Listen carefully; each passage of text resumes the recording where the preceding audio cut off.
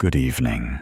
Tonight's journey begins in a quieter corner of the old world, a place where wandering soldiers make strange bargains, where kings fall ill and sons travel far beyond the edges of the known world, and where sometimes even the smallest voice can outwit the greatest danger. Some of these stories are heavy with shadow, filled with long years of waiting, with silence, endurance, and choices that cannot be undone.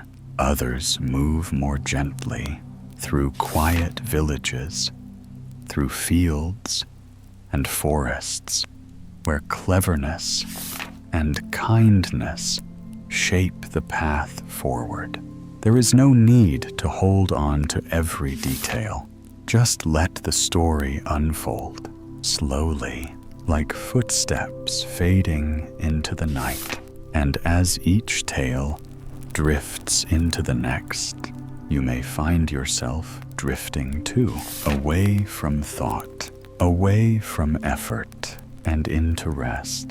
And now we begin with a soldier, a dark promise, and 7 long years beneath the weight of silence.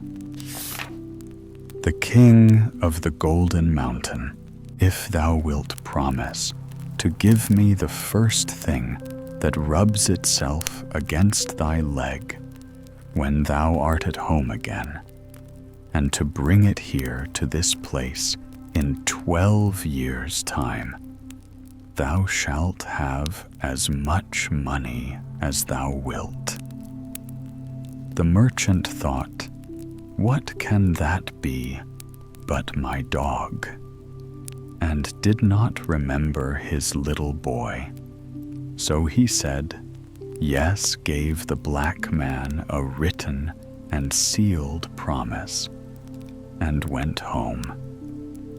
When he reached home, his little boy was so delighted that he held by a bench, tottered up to him, and seized him fast by the legs.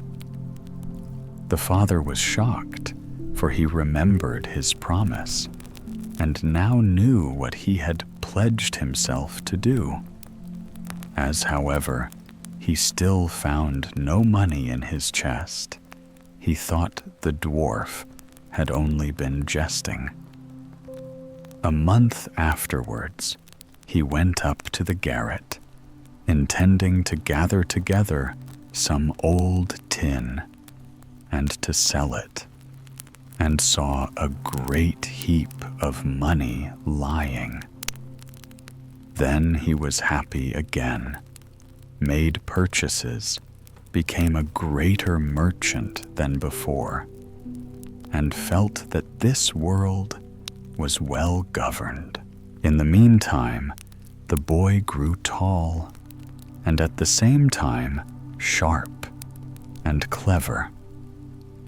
But the nearer the 12th year approached, the more anxious grew the merchant, so that his distress might be seen in his face. One day, his son asked what ailed him, but the father would not say. The boy, however, persisted so long that at last he told him that without being aware of what he was doing, he had promised him to a black dwarf and had received much money for doing so. He said likewise that he had set his hand and seal to this, and that now, when 12 years had gone by, he would have to give him up. Then said the son, O father, do not be uneasy, all will go well. The black man has no power over me." The son had himself blessed by the priest, and when the time came, father and son went together to the field, and the son made a circle and placed himself inside it with his father. Then came the black dwarf and said to the old man, "Hast thou brought with thee that which thou hast promised me?" He was silent, but the son asked, "What dost thou want here?" Then said the black dwarf, "I have to speak with thy father, and not with thee."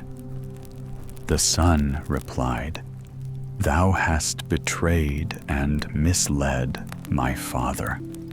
Give back the writing."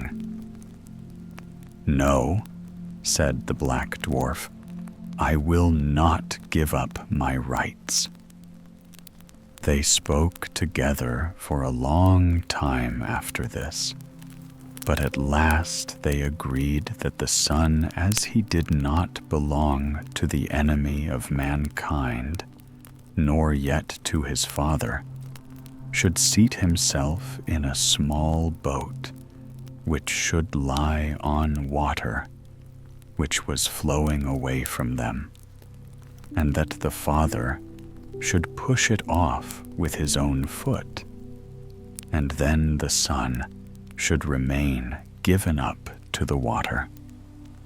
So he took leave of his father, placed himself in a little boat, and the father had to push it off with his own foot. The boat capsized so that the keel was uppermost, and the father believed his son was lost, and went home and mourned for him. The boat, however, did not sink, but floated quietly away, and the boy sat safely inside it. And it floated thus for a long time, until at last it stopped by an unknown shore. Then he landed and saw a beautiful castle before him, and set out to go to it. But when he entered it, he found that it was bewitched. He went through every room, but all were empty, until he reached the last, where a snake lay coiled in a ring. The snake, however, was an enchanted maiden, who rejoiced to see him, and said, "Hast thou come, O my deliverer? I have already waited 12 years for thee. This kingdom is bewitched, and thou must set it free. How can I do that?" he inquired. "Tonight come 12 black men, covered with chains, who will ask what thou art doing here. Keep silent. Give them no answer, and let them do what they will with thee. They will torment thee, beat thee, stab thee. Let everything pass, only do not speak. At 12 o'clock, they must go away again. On the second night, 12 others will come. On the third, 24, who will cut off thy head. But at 12 o'clock, their power will be over, and then, if thou hast endured all, and hast not spoken the slightest word, I shall be released. I will come to thee, and will have in a bottle some of the water of life. I will rub thee with that, and then thou wilt come to life again and be as healthy as before." Then said he, "I will gladly set thee free." And everything happened just as she had said.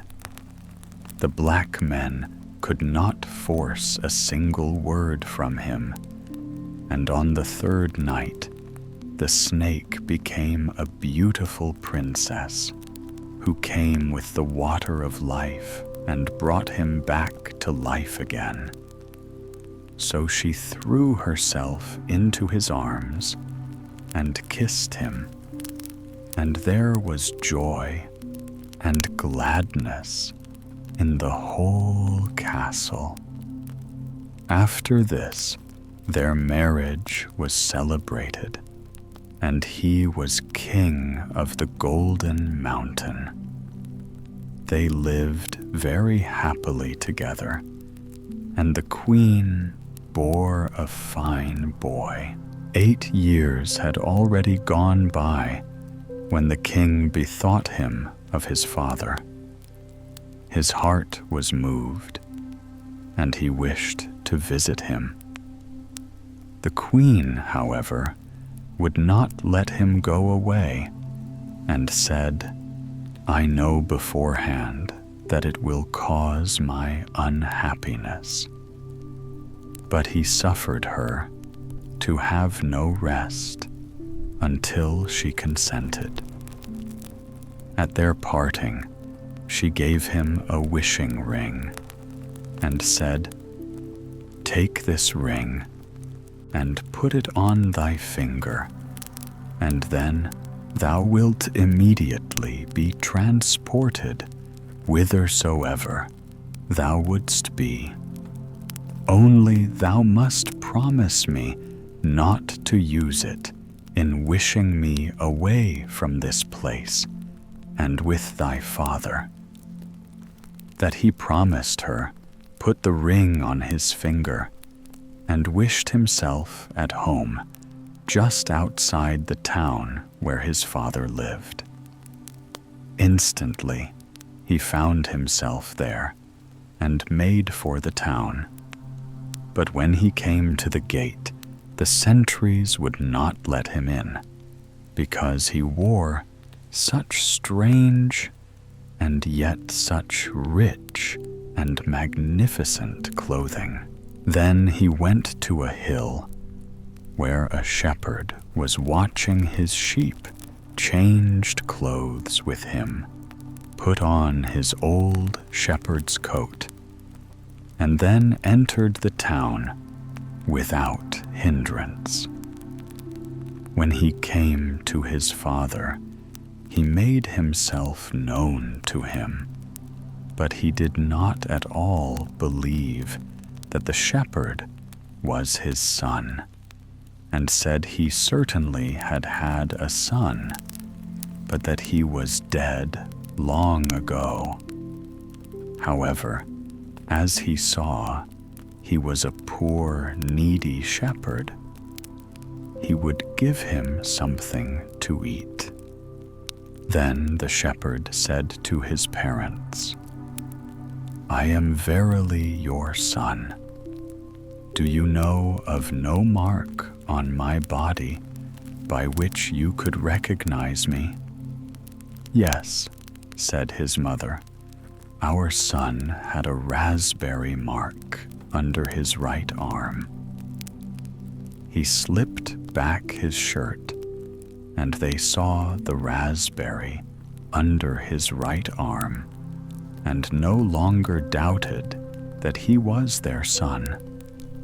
Then he told them that he was king of the Golden Mountain, and a king's daughter was his wife, and that they had a fine son of 7 years old.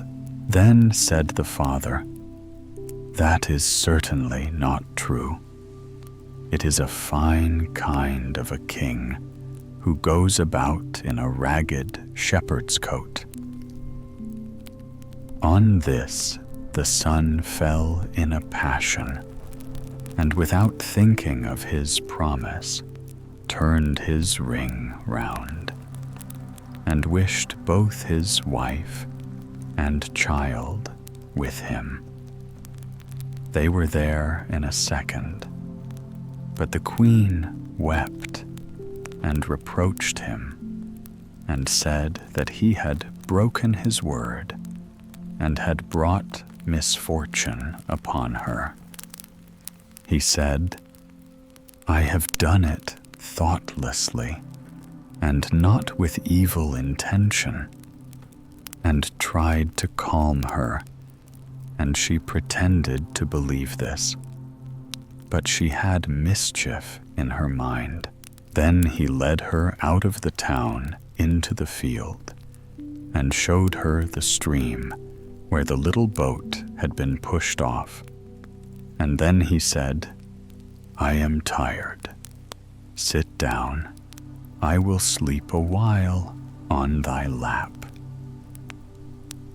And he laid his head on her lap and fell asleep.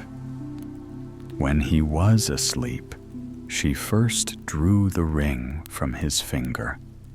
Then she drew away the foot which was under him, leaving only the slipper behind her. And she took her child in her arms and wished herself back in her own kingdom. When he awoke, there he lay quite deserted, and his wife and child were gone, and so was the ring from his finger. The slipper only was still there as a token. "Home to thy parents thou canst not return," thought he. "They would say that thou wast a wizard. Thou must be off and walk on until thou arrivest in thine own kingdom." So he went away and came at length to a hill by which 3 giants were standing, disputing with each other, because they did not know how to divide their father's property. When they saw him passing by, they called to him and said, little men had quick wits, and that he was to divide their inheritance for them. The inheritance, however, consisted of a sword, which had this property, that if anyone took it in his hand and said, all heads off but mine, every head would lie on the ground. Secondly, of a cloak, which made anyone who put it on invisible. Thirdly, of a pair of boots, which could transport the wearer to any place he wished in a moment. He said, give me the 3 things that I may see if they are still in good condition. They gave him the cloak, and when he had put it on, he was invisible and changed into a fly. Then he resumed his own form and said, the cloak is a good one. Now, give me the sword. They said, no, we will not give thee that. If thou were to say, all heads off but mine, all our heads would be off, and thou alone wouldst be left with thine. Nevertheless, they gave it to him with the condition that he was only to try it against a tree. This he did, and the sword cut in two the trunk of a tree, as if it had been a blade of straw. Then he wanted to have the boots likewise, but they said, "No, we will not give them. If thou hadst them on thy feet, and wert to wish thyself at the top of the hill, we should be left down here with nothing."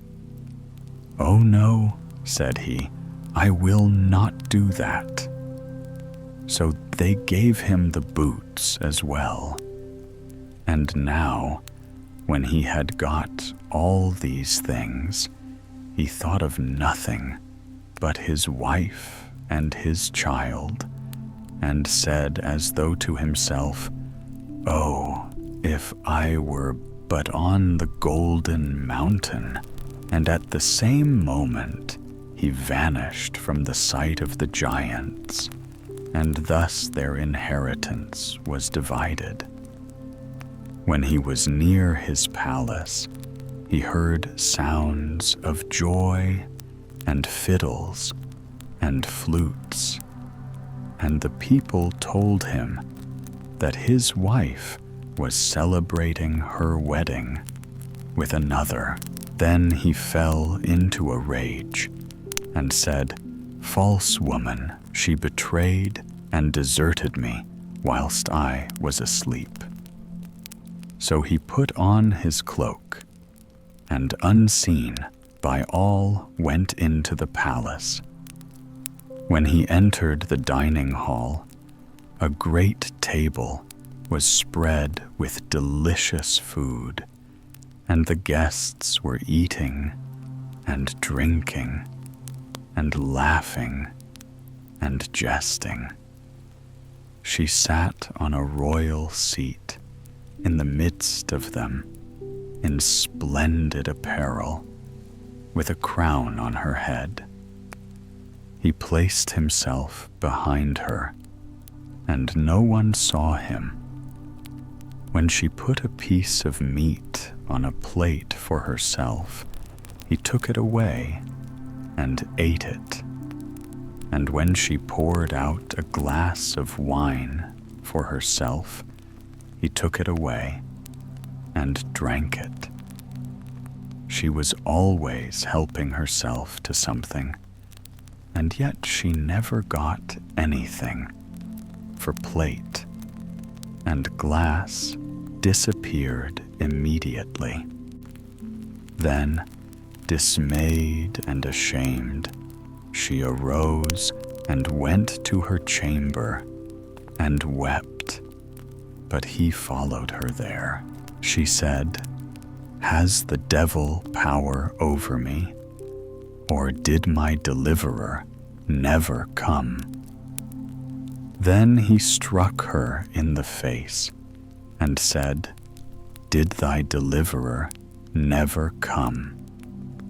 It is he who has thee in his power, thou traitor. Have I deserved this from thee?" Then he made himself visible, went into the hall, and cried, "The wedding is at an end. The true king has returned." The king's princes and counselors who were assembled there ridiculed and mocked him, but he did not trouble to answer them, and said, "Will you go away or not?" On this they tried to seize him and pressed upon him, but he drew his sword and said, "All heads off but mine." And all the heads rolled on the ground, and he alone was master, and once more king of the Golden Mountain. The water of life. There was once a king who had an illness and no one believed that he would come out of it with his life. He had 3 sons who were much distressed about it, and went down into the palace garden and wept. There they met an old man who inquired as to the cause of their grief. They told him that their father was so ill that he would most certainly die, for nothing seemed to cure him. Then the old man said, "I know of one more remedy, and that is the water of life. If he drinks of it, he will become well again. But it is hard to find." The eldest said, "I will manage to find it," and went to the sick king and begged to be allowed to go forth in search of the water of life, for that alone could save him. "No," said the king, "the danger of it is too great. I would rather die." But he begged so long that the king consented. The prince thought in his heart, "If I bring the water, then I shall be best beloved of my father, and shall inherit the kingdom." So he set out, and when he had ridden forth a little distance, a dwarf stood there in the road, who called to him and said, "Whither away so fast?" "Silly shrimp," said the prince, very haughtily, "it is nothing to do with you," and rode on. But the little dwarf had grown angry and had wished an evil wish. Soon after this, the prince entered a ravine, and the further he rode, the closer the mountains drew together, and at last the road became so narrow that he could not advance a step further. It was impossible either to turn his horse or to dismount from the saddle, and he was shut in there as if in prison. The sick king waited long for him, but he came not. Then the second son said, "Father, let me go forth to seek the water," and thought to himself, "If my brother is dead, then the kingdom will fall to me." At first, the king would not allow him to go either, but at last he yielded. So the prince set out on the same road that his brother had taken, and he too met the dwarf, who stopped him to ask whither he was going in such haste. "Little shrimp," said the prince, "that is nothing to thee," and rode on without giving him another look. But the dwarf bewitched him, and he, like the other, rode into a ravine, and could neither go forwards nor backwards. So fare haughty people. As the second son also remained away, the youngest begged to be allowed to go forth to fetch the water, and at last the king was obliged to let him go.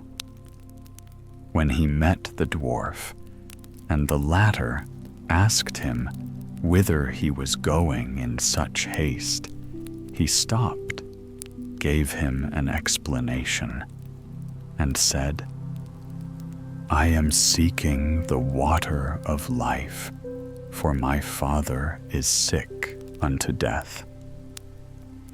Dost thou know, then, where that is to be found?" "No," said the prince, "as thou hast borne thyself as is seemly, and not haughtily, like thy false brothers, I will give thee the information, and tell thee how thou mayest obtain the water of life. It springs from a fountain in the courtyard of an enchanted castle, but thou wilt not be able to make thy way to it if I do not give thee an iron wand and 2 small loaves of bread. Strike thrice with the wand on the iron door of the castle, and it will spring open inside, lie 2 lions with gaping jaws. But if thou throwest a loaf to each of them, they will be quieted. Then hasten to fetch some of the water of life before the clock strikes 12, else the door will shut again, and thou wilt be imprisoned."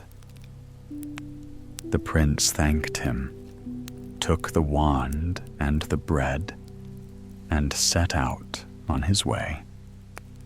When he arrived, everything was as the dwarf had said.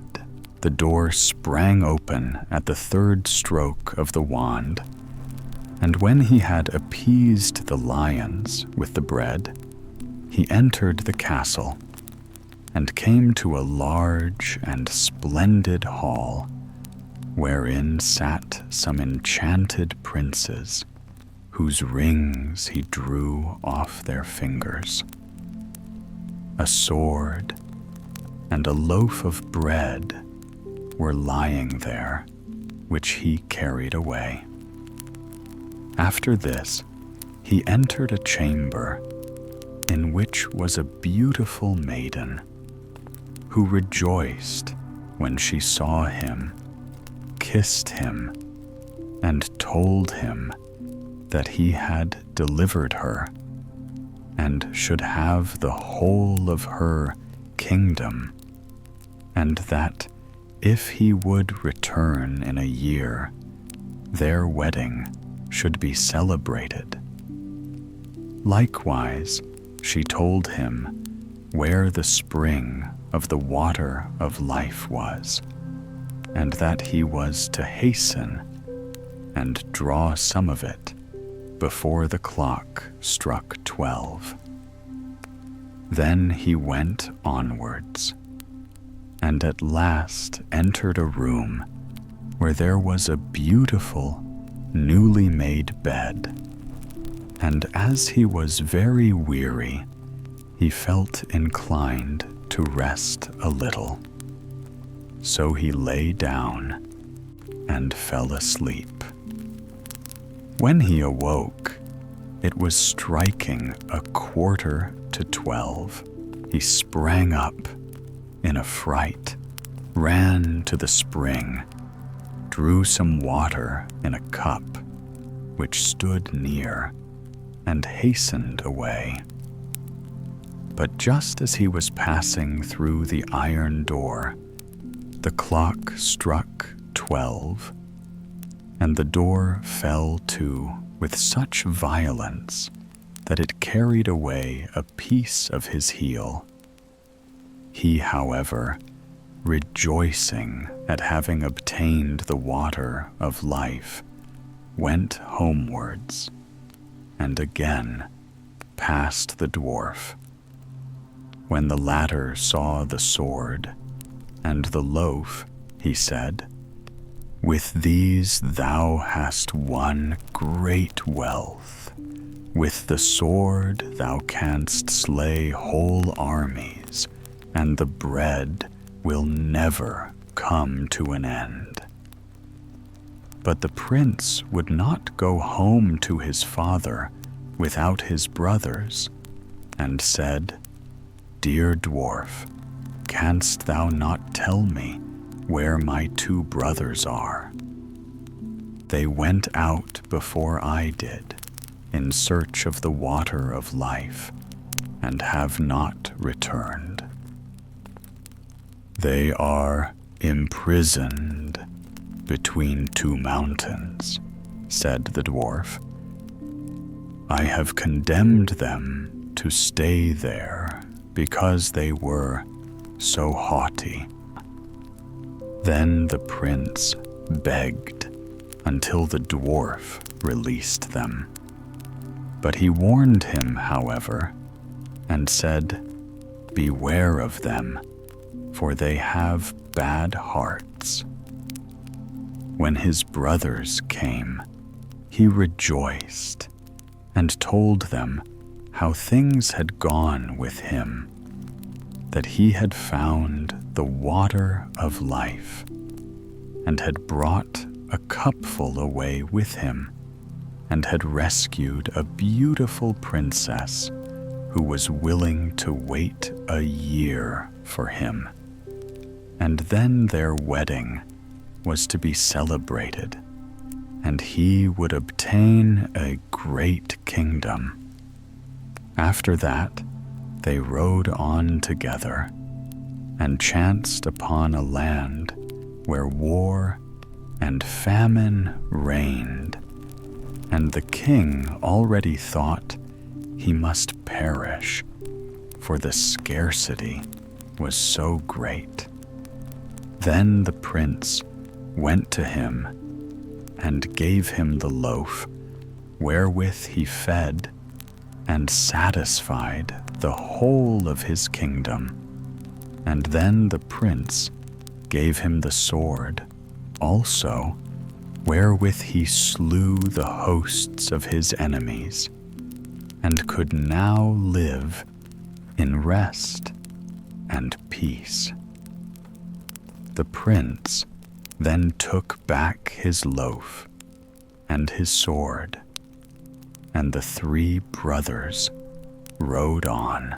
But after this, they entered 2 more countries, where war and famine reigned, and each time the prince gave his loaf and his sword to the kings, and had now delivered 3 kingdoms.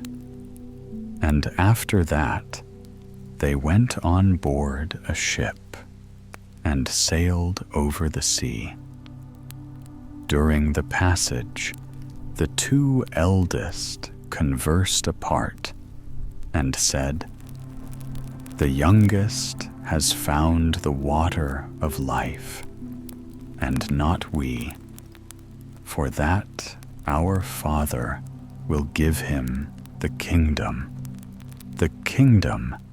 which belongs to us, and he will rob us of all our fortune."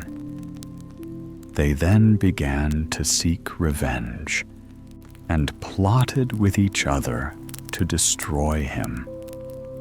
They waited until they found him fast asleep. Then they poured the water of life out of the cup and took it for themselves. But into the cup they poured salt sea water. Now therefore, when they arrived home, the youngest took his cup to the sick king, in order that he might drink out of it and be cured. But scarcely had he drunk a very little of the salt sea water than he became still worse than before. And as he was lamenting over this, the 2 eldest brothers came and accused the youngest of having intended to poison him, and said that they had brought him the true water of life, and handed it to him. He had scarcely tasted it when he felt his sickness departing and became strong and healthy as in the days of his youth. After that, they both went to the youngest, mocked him, and said, "You certainly found the water of life, but you have had the pain, and we the gain. You should have been sharper, and should have kept your eyes open. We took it from you whilst you were asleep at sea, and when a year is over, one of us will go and fetch the beautiful princess. But beware that you do not disclose aught of this to our father. Indeed, he does not trust you, and if you say a single word, you shall lose your life into the bargain. But if you keep silent, you shall have it as a gift." The old king was angry with his youngest son and thought he had plotted against his life, so he summoned the court together and had sentence pronounced upon his son that he should be secretly shot. And once, when the prince was riding forth to the chase, suspecting no evil, the king's huntsman had to go with him. And when they were quite alone in the forest, the huntsman looked so sorrowful that the prince said to him, "Dear huntsman, what ails you?"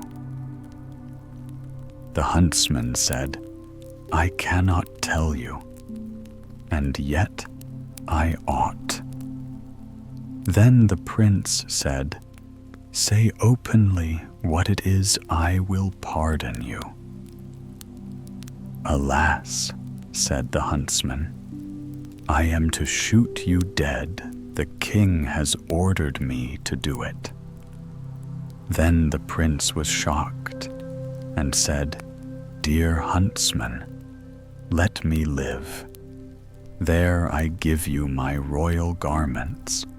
Give me your common ones in their stead." The huntsman said, "I will willingly do that. Indeed, I should not have been able to shoot you." Then they exchanged clothes, and the huntsman returned home. The prince, however, went further into the forest.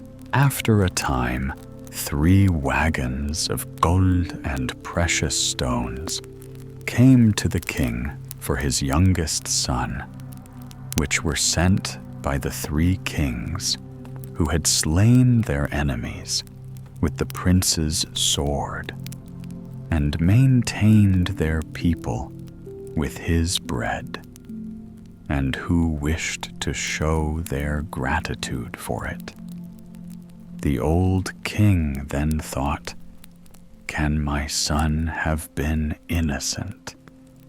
and said to his people, "Would that he were still alive. How it grieves me that I have suffered him to be killed." "He still lives," said the huntsman.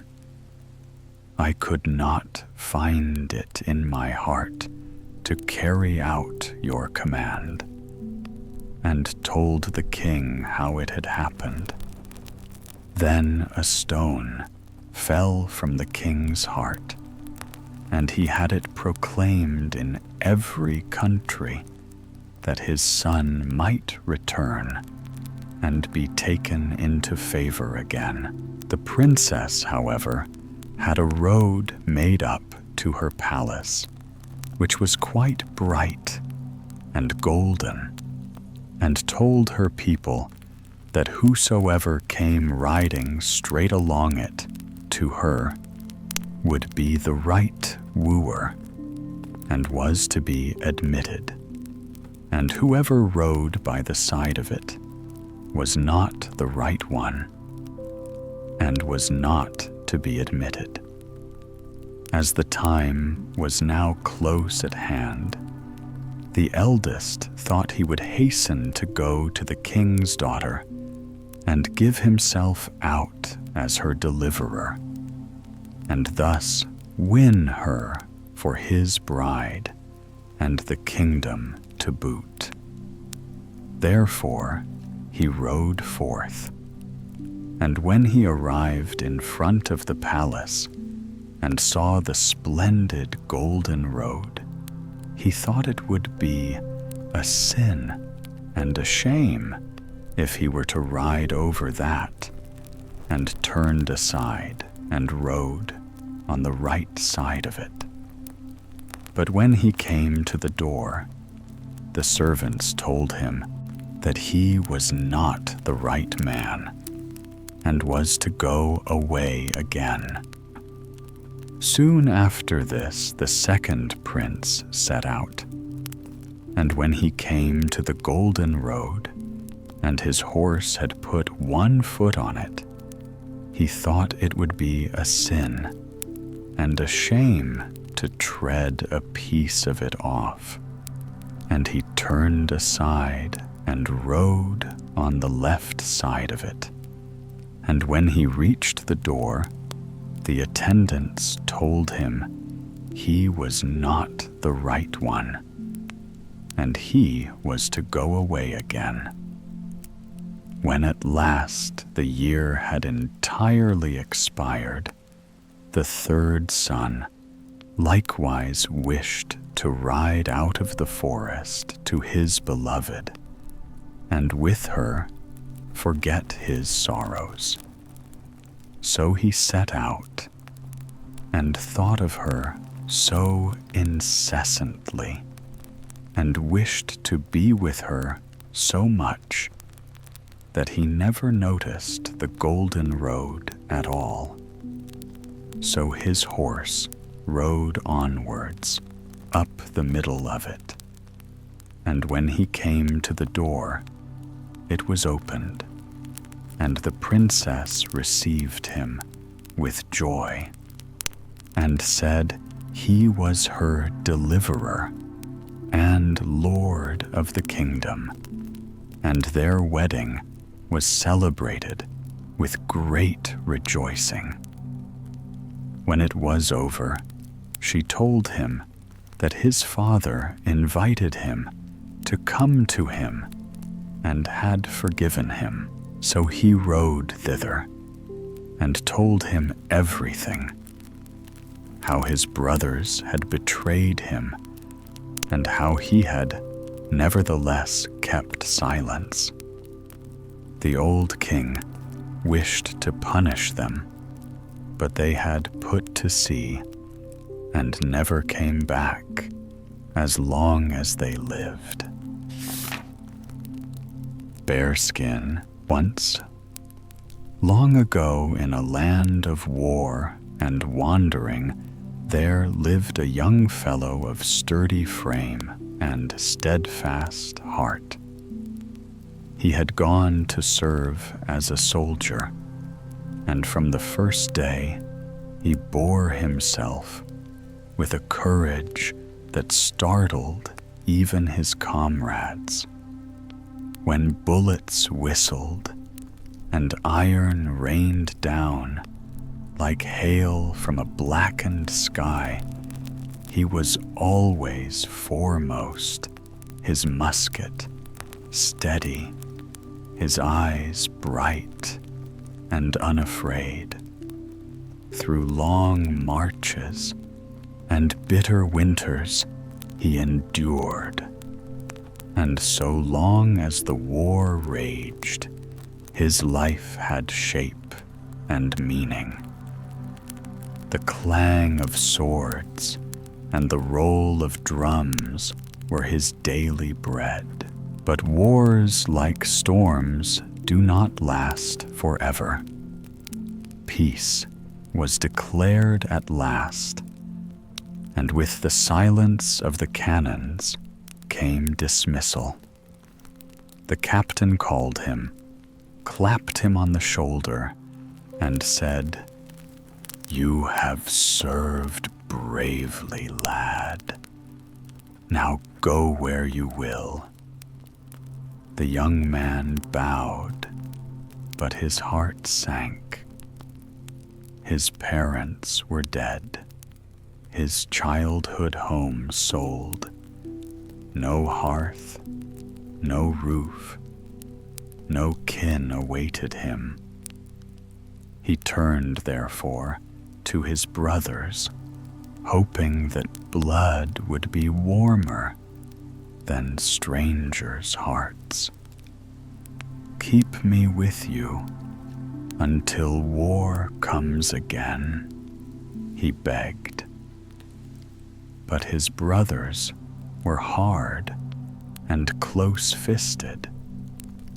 "What can we do with thee?" they said. "Thou art of no use. Go make a living for thyself." Their words were like cold iron.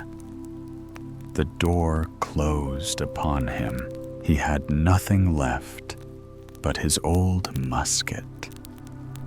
He slung it over his shoulder and went forth into the world, his boots thin, his stomach empty.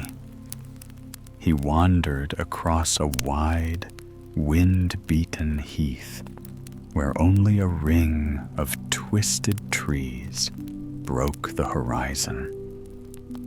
Beneath them, he sat heavy with grief and spoke to himself. "I have no coin," he murmured. "I have learned no craft but that of war. And now they have made peace, none wants me. I see before me hunger and misery." As he sat thus lost in thought, a rustling stirred the leaves.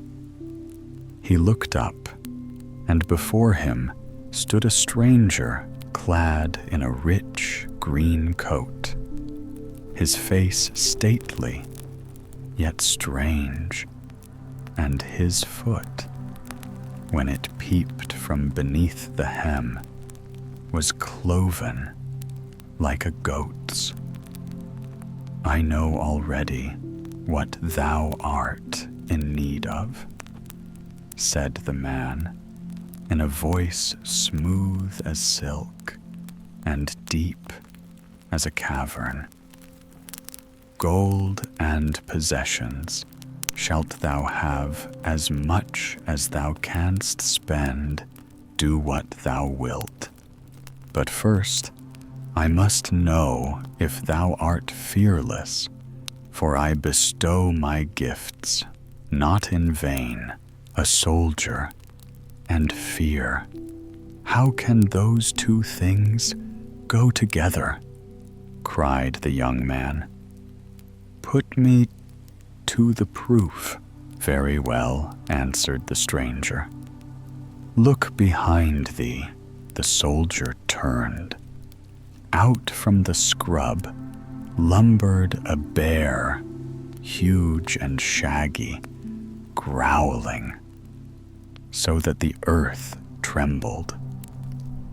"Oh ho," shouted the soldier, "I'll tickle thy muzzle, so thou shalt lose thy fancy for growling." He leveled his musket, fired, and the beast fell with a crash and stirred no more. "I see," said the stranger, nodding slowly, "that thou art not lacking in courage. But another condition thou must fulfill, if it endanger not my salvation," replied the soldier, whose blood chilled a little, for he knew well who stood before him. "Then I am willing. If it does, I'll have nothing to do with it." "Thou shalt look to that thyself," said the green coat. "For the next 7 years thou shalt neither wash thyself, nor comb thy hair or beard, nor cut thy nails, nor utter a single paternoster. In return, I will give thee a coat and a cloak, which thou must wear. If thou diest within the 7 years, thou art mine. If thou livest, thou art free and rich for all thy days." The soldier thought of his emptiness of nights without bread, of his long comradeship with death in the field. He clenched his jaw, looked the stranger in the eye, and agreed. The devil, for such he was, slipped off his green coat and held it forth. "If thou wearest this coat," he said, "and puttest thy hand into the pocket, thou wilt always find it full of money." Then he stripped the hide from the fallen bear. "This shall be thy cloak and thy bed. On it shalt thou sleep, and in nother bed shalt thou lie. Because of it, men shall call thee Bearskin." And with that, the devil vanished like mist. The soldier drew on the green coat and felt in the pocket. Gold clinked there in heaps. He wrapped himself in the bearskin rose and went into the world. He refrained from nothing that pleased him, though his purse groaned, and yet he gave freely to the poor, that they might pray for his life during the 7 dread years. In the first year, his appearance was tolerable. In the second, he began to look monstrous, his hair and beard matted into a wild mane, his fingers hooked like claws, his skin so thick with grime that, as folk said, cress might sprout upon it. People fled at his coming. Yet because he paid richly, and because his alms bought prayers, doors opened to him, even as faces turned away. In the 4th year, he came to an inn. The host, seeing him, would give neither bed nor stall, fearing his horses would be frightened. But Bearskin's hand plunged into his pocket and came up with ducats.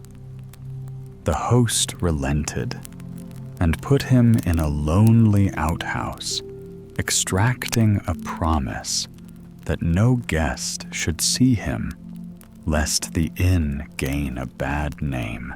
That evening, Bearskin sat alone, longing from the bottom of his heart for the 7 years to pass. Through the thin wall, he heard loud weeping. His heart, though buried under filth and fur, was still compassionate. He opened the door.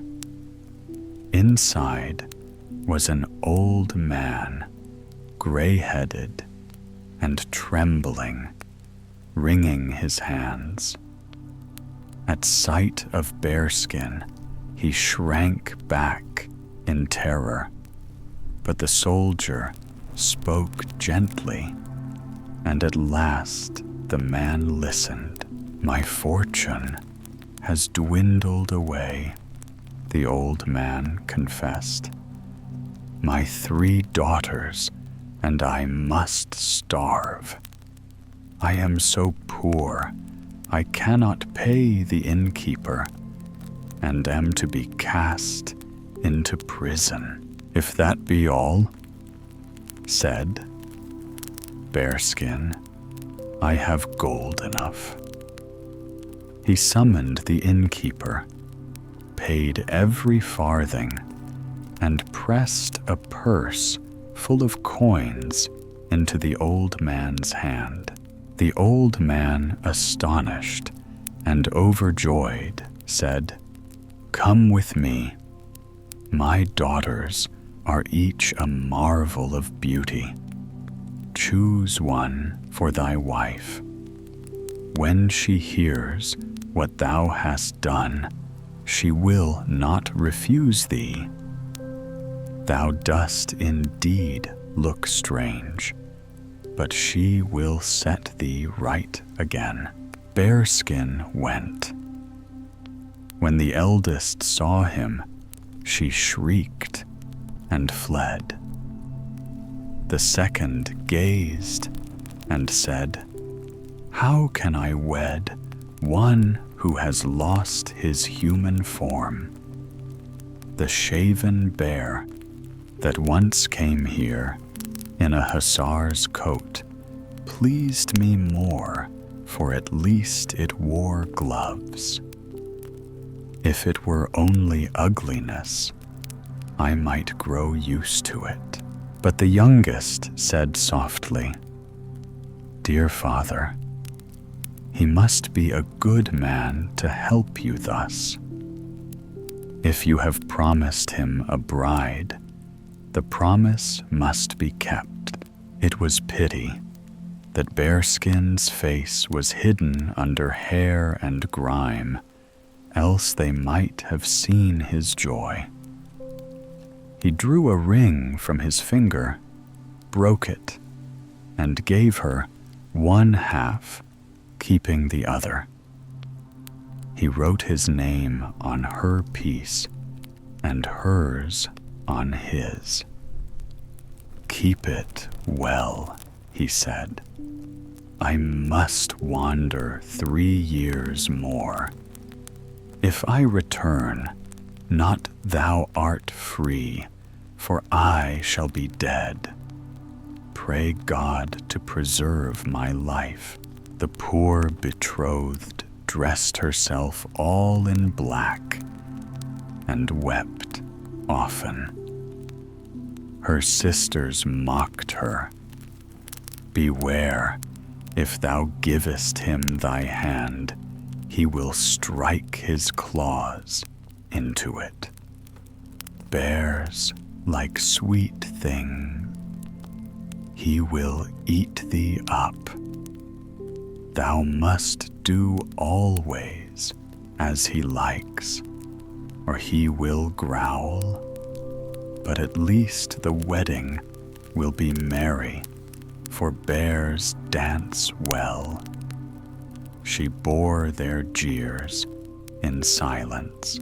Meanwhile, Bearskin roamed the world doing good where he might, scattering gold so the poor would pray for him. At last, the final day of the 7th year dawned. He went again to the heath and sat beneath the circle of trees. The wind whistled, and the devil appeared scowling.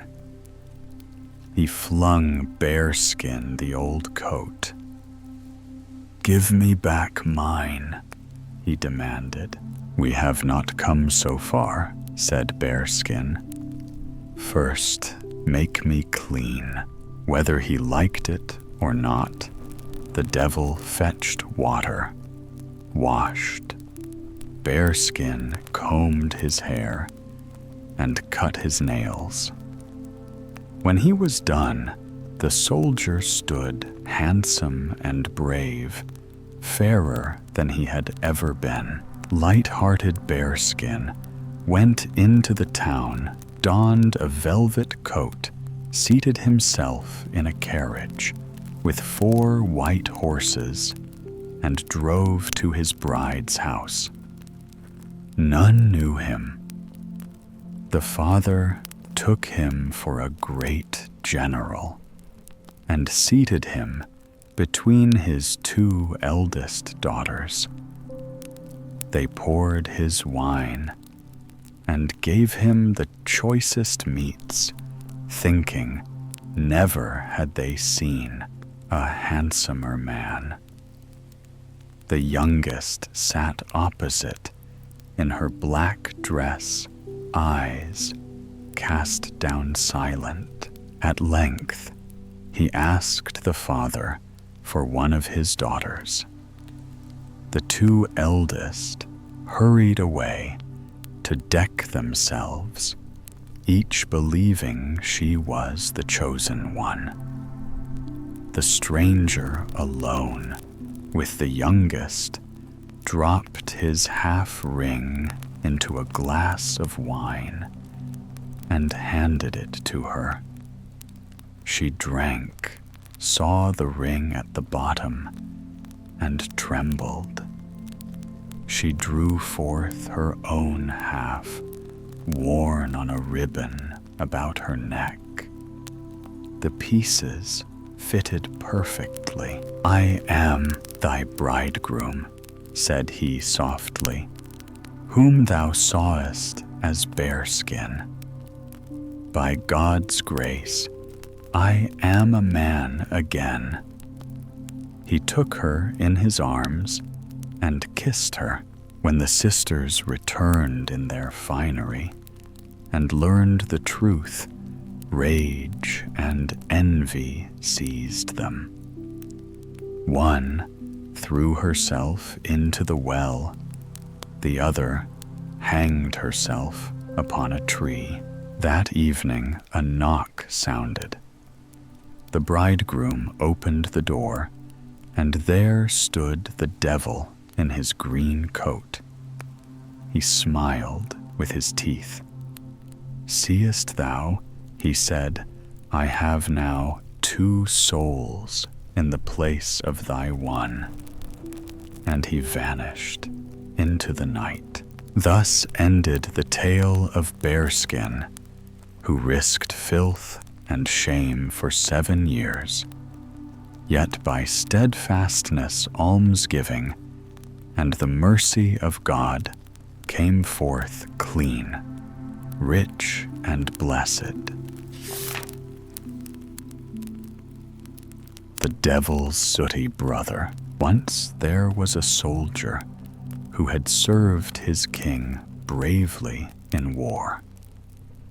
But when peace returned, he was sent away without pay or pension, and he wandered about with nothing in his pockets, no roof to shelter under, and no one to call a friend.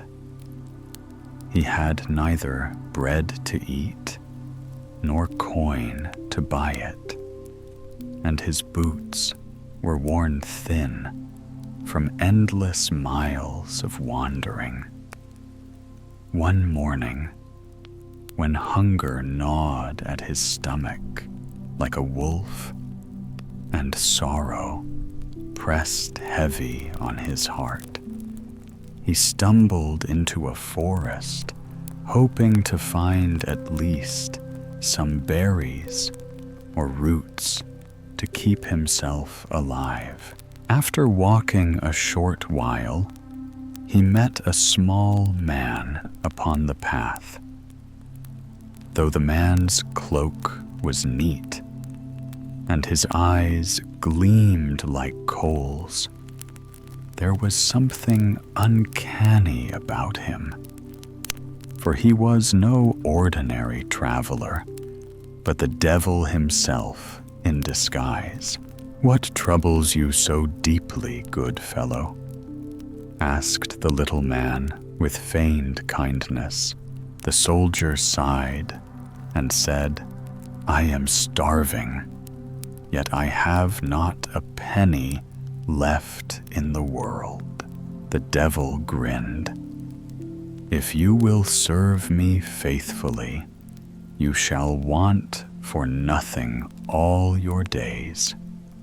You need only spend 7 years in my employ, and when the time is past, you shall go free again. You shall be clothed and fed as much as you wish, and wealth will be yours besides. But mark this well, you must not wash your body, nor comb your hair, nor cut your beard or nails, nor even wipe the tears from your eyes. If you can endure such filth for 7 years, your fortune will be made." The soldier thought to himself, "Better 7 years dirty than a lifetime starving." Aloud he answered, "If there is no other way, so be it." So the devil led him down beneath the earth through passages black as coal until they came to the heart of hell. There, the soldier was shown his duties. He must tend the great kettles where the hell broth boiled and bubbled, keep the floors swept, and drive all the dirt behind the doors. But above all else, he was forbidden to lift the lids of the kettles. "Do so," warned the devil, "and it will go ill with you." The soldier promised obedience and began his work. He stoked the fire with logs, swept the dirt into heaps, and shoved it neatly out of sight. When the devil returned from his wanderings, he inspected the work, found it to his liking, and went off again. Yet curiosity gnawed at the soldier's heart. All around him stood great iron cauldrons, bubbling and hissing as though they held secrets too dreadful to name. At last, he could resist no longer. He raised the lid of the first kettle and peered in there.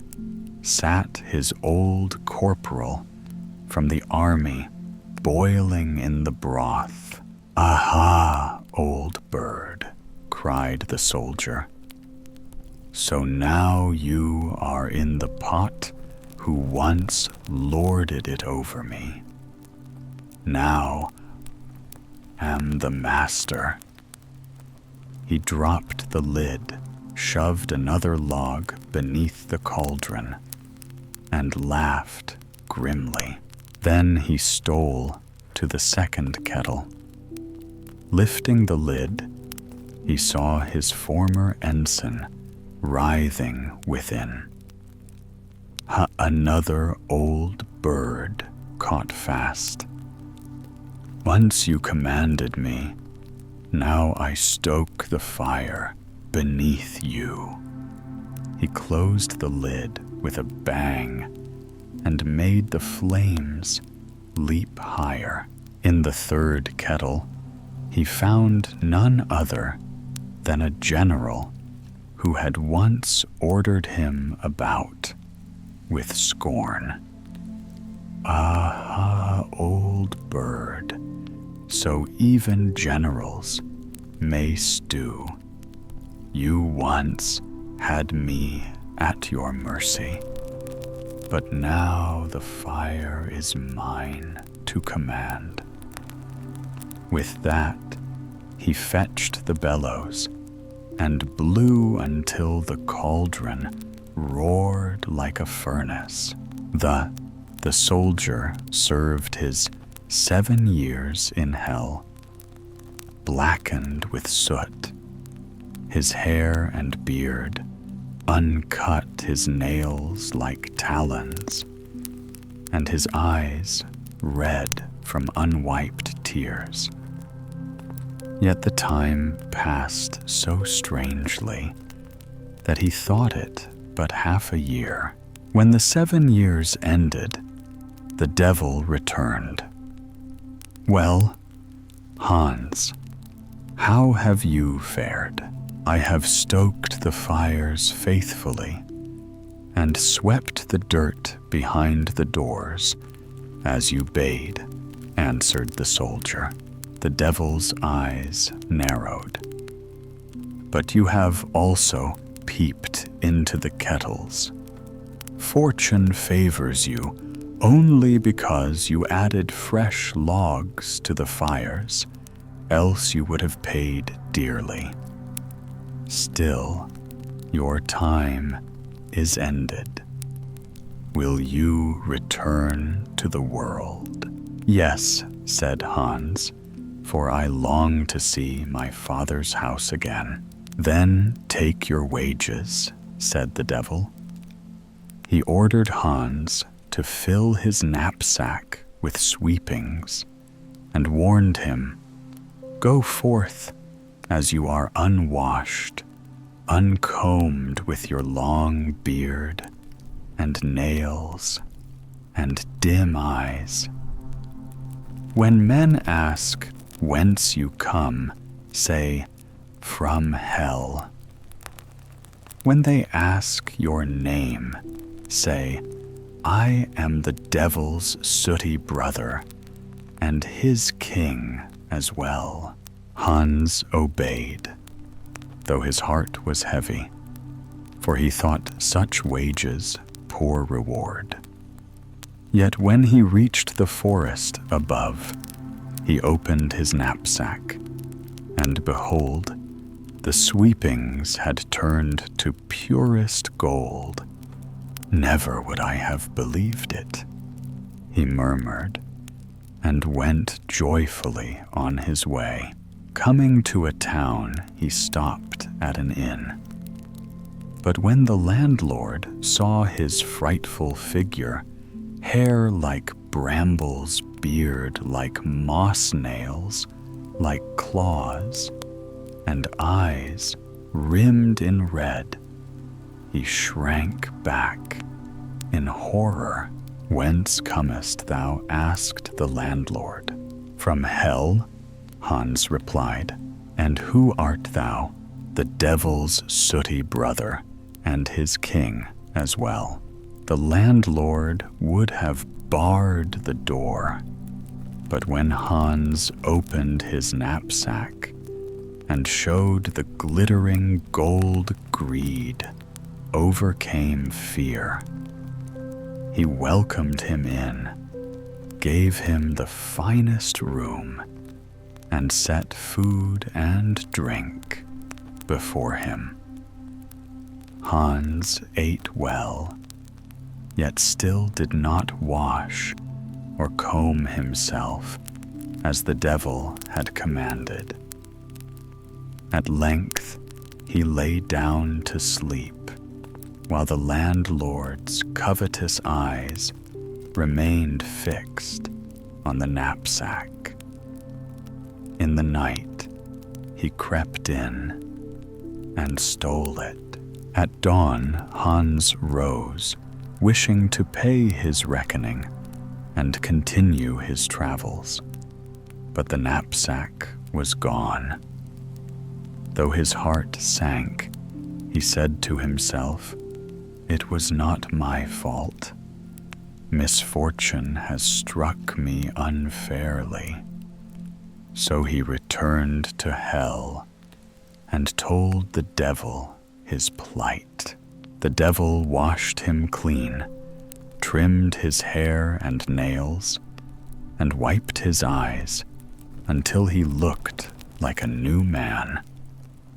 Then he gave him back the knapsack, filled again with sweepings, and said, "Go and demand your gold of the landlord. If he will not return it, tell him I shall fetch him myself, and he shall poke the fires in your stead." Hans went to the inn and said sternly, "You have stolen my gold. Restore it at once, or else you shall go to hell in my place and look as foul as I once did." The landlord, pale with terror, returned not only the gold, but more besides, begging Hans to keep the matter secret. So Hans grew rich. He set out for his father's home, clad himself in a shabby smock to travel unnoticed, and played music as he went, for during his years in hell he had learned that art. In that land there was an old king who heard Hans play and was so delighted that he promised him his eldest daughter in marriage. But when the princess learned she was to wed a man in a rough smock frock, she declared, "I would sooner sink to the bottom of the sea." So the king gave him his youngest daughter instead, who gladly obeyed her father's will. Thus, the devil's sooty brother gained a princess for his bride, and when the aged king died, he inherited the kingdom itself.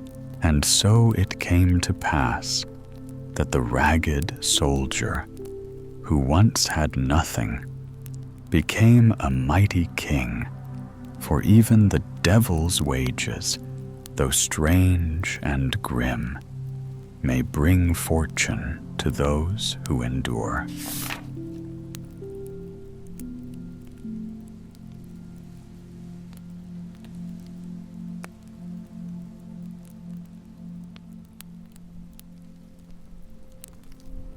The Raven. There was once upon a time a queen who had a little daughter who was still so young that she had to be carried. One day, the child was naughty, and the mother might say what she liked, but the child would not be quiet. Then she became impatient, and as the ravens were flying about the palace, she opened the window and said, "I wish you were a raven, and would fly away, and then I should have some rest." Scarcely had she spoken the words before the child was changed into a raven and flew from her arms out of the window. It flew into a dark forest and stayed in it a long time, and the parents heard nothing of their child. Then, one day, a man was on his way through this forest and heard the raven crying and followed the voice. And when he came nearer, the bird said, "I am a king's daughter by birth, and am bewitched, but thou canst set me free." "What am I to do?" asked he. She said, "Go further into the forest, and thou wilt find a house wherein sits an aged woman, who will offer thee meat and drink. But you must accept nothing, for if you eatest and drinkest anything, thou wilt fall into a sleep, and then thou wilt not be able to deliver me. In the garden behind the house there is a great heap of tan, and on this thou shalt stand and wait for me. For 3 days I will come every afternoon at 2 o'clock in a carriage. On the first day, 4 white horses will be harnessed to it, then 4 chestnut horses, and lastly 4 black ones. But if thou art not awake, but sleeping, I shall not be set free. The man promised to do everything that she desired, but the raven said, Alas, I know already that thou wilt not deliver me. Thou wilt accept something from the woman. Then the man once more promised that he would certainly not touch anything, either to eat or to drink. But when he entered the house, the old woman came to him and said, Poor man, how faint you are. Come and refresh yourself, eat and drink. No, said the man, I will not eat or drink. She, however, let him have no peace, and said, If you will not eat, take 1 drink out of the glass. 1 is nothing. Then he let himself be persuaded and drank.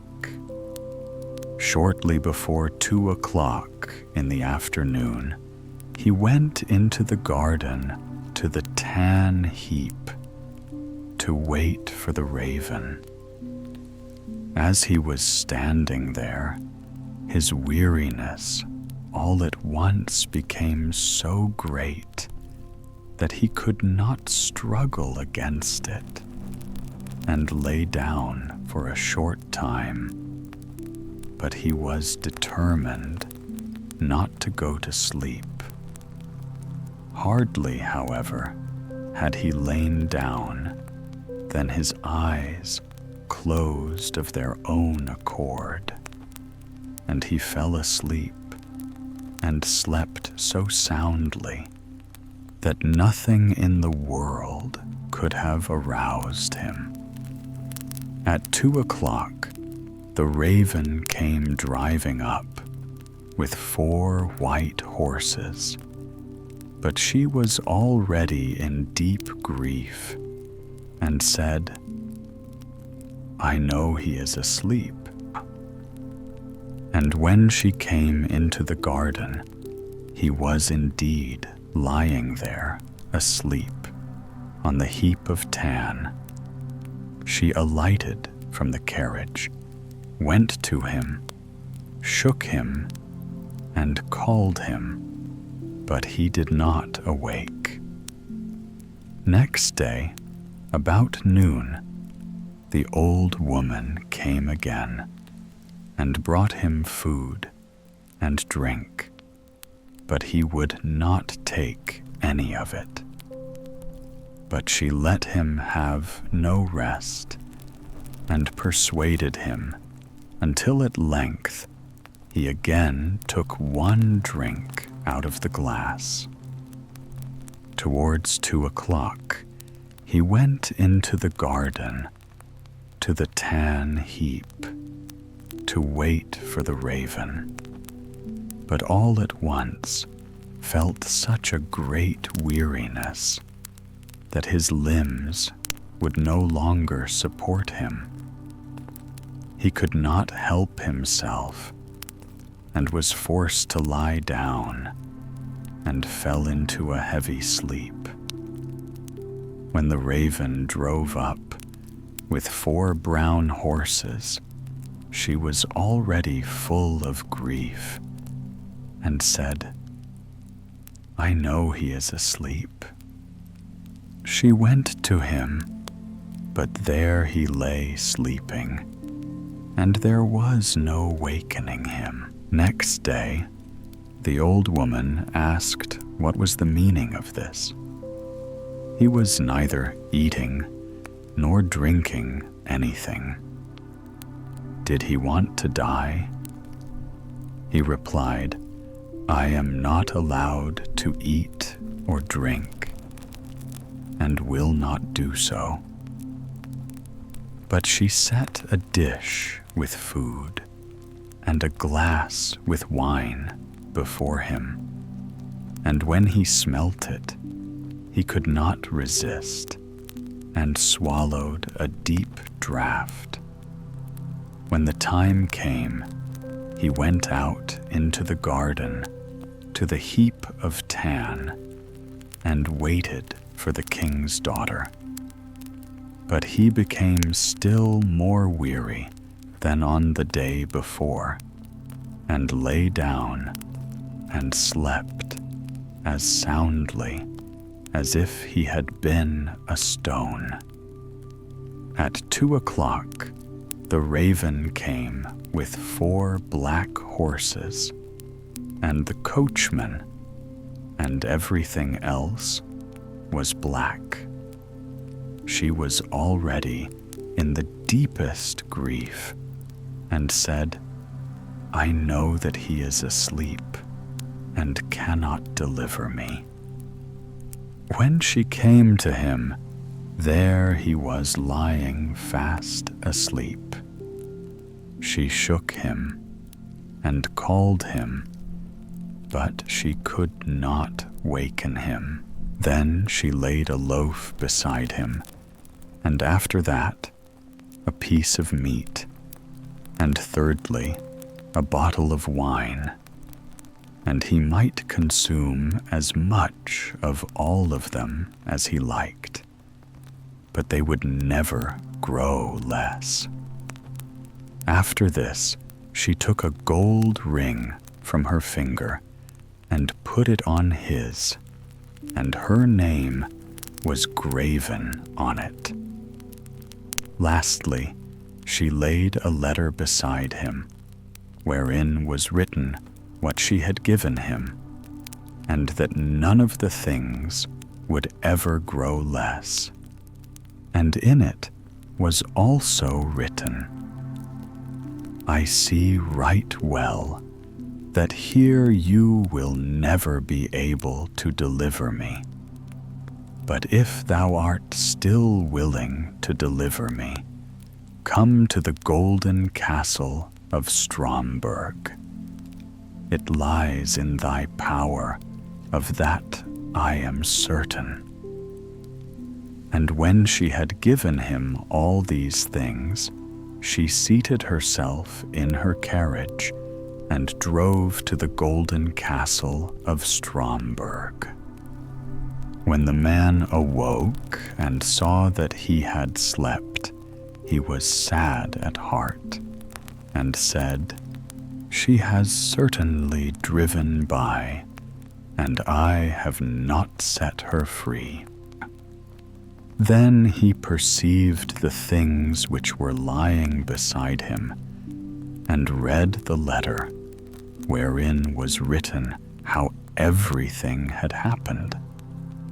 So he arose and went away, intending to go to the golden castle of Stromberg, but he did not know where it was.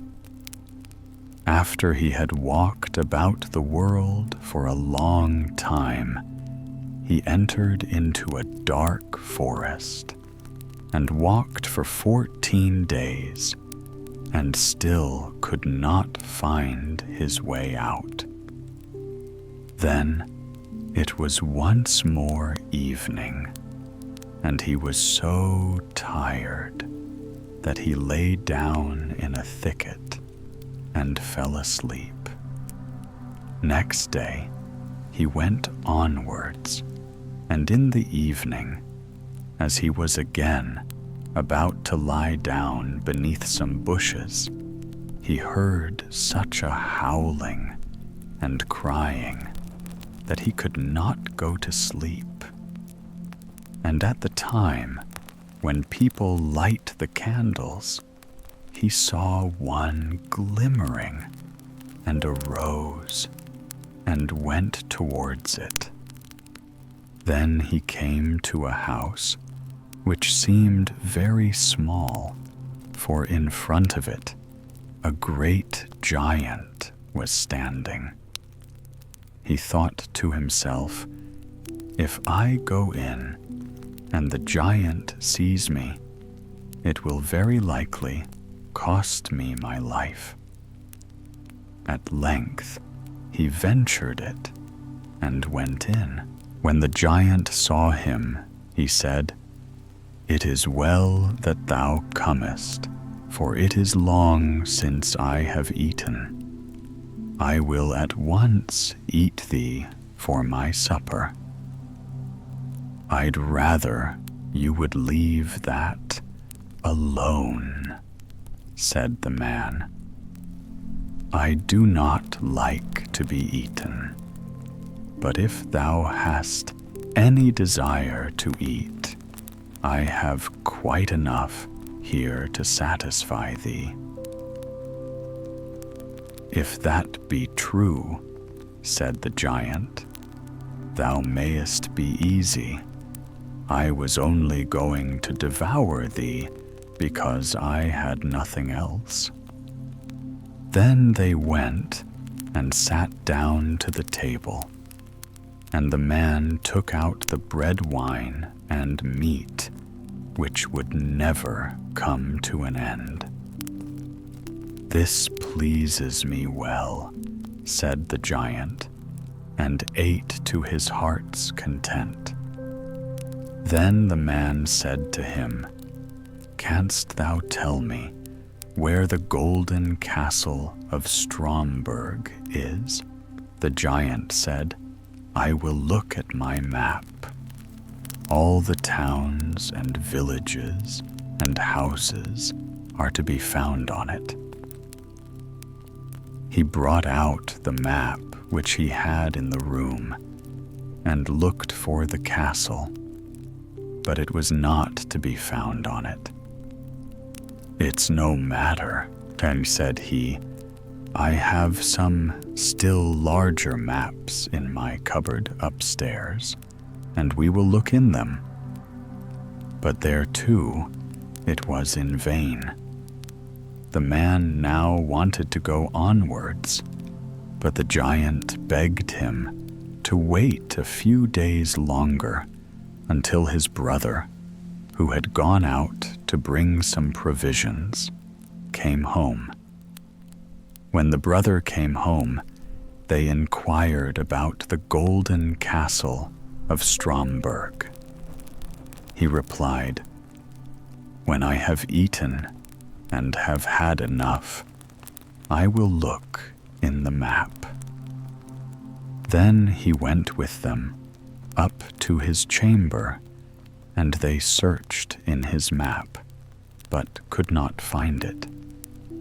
Then he brought out still older maps, and they never rested until they found the golden castle of Stromberg, but it was many thousand miles away. "How am I to get there?" asked the man. The giant said, "I have 2 hours' time, during which I will carry you into the neighborhood, but after that I must be at home to suckle the child that we have." So the giant carried the man to about 100 leagues from the castle and said, Thou canst very well walk the rest of the way alone." And he turned back, but the man went onwards day and night, until at length he came to the golden castle of Stromberg. It stood on a glass mountain, and the bewitched maiden drove in her carriage round the castle and then went inside it.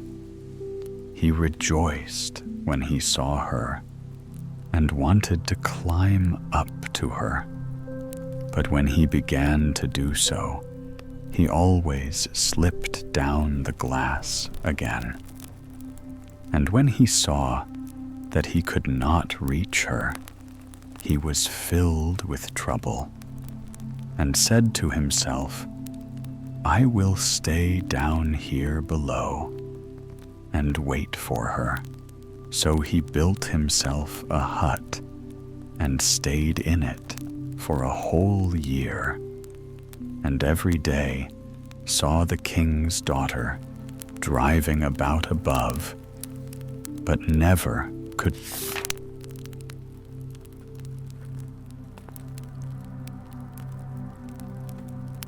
The spirit in the glass bottle, once in a quiet village where the roofs smoked gently in the early morning, and the woods lay dark and deep beyond the fields, there lived a poor woodcutter.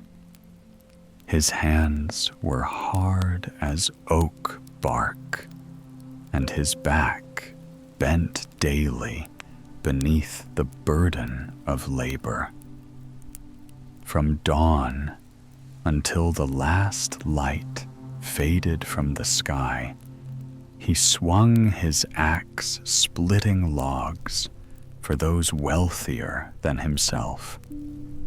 Though his life was filled with toil, his heart carried a single treasure, his only son. For many years, the woodcutter set aside a few coins whenever he could, denying himself comforts so that the boy might grow into something more than a mere hewer of wood. At last, when the small bag of money jingled with the weight of his long sacrifice, he called his son and said, "My child, you are all I have in this world.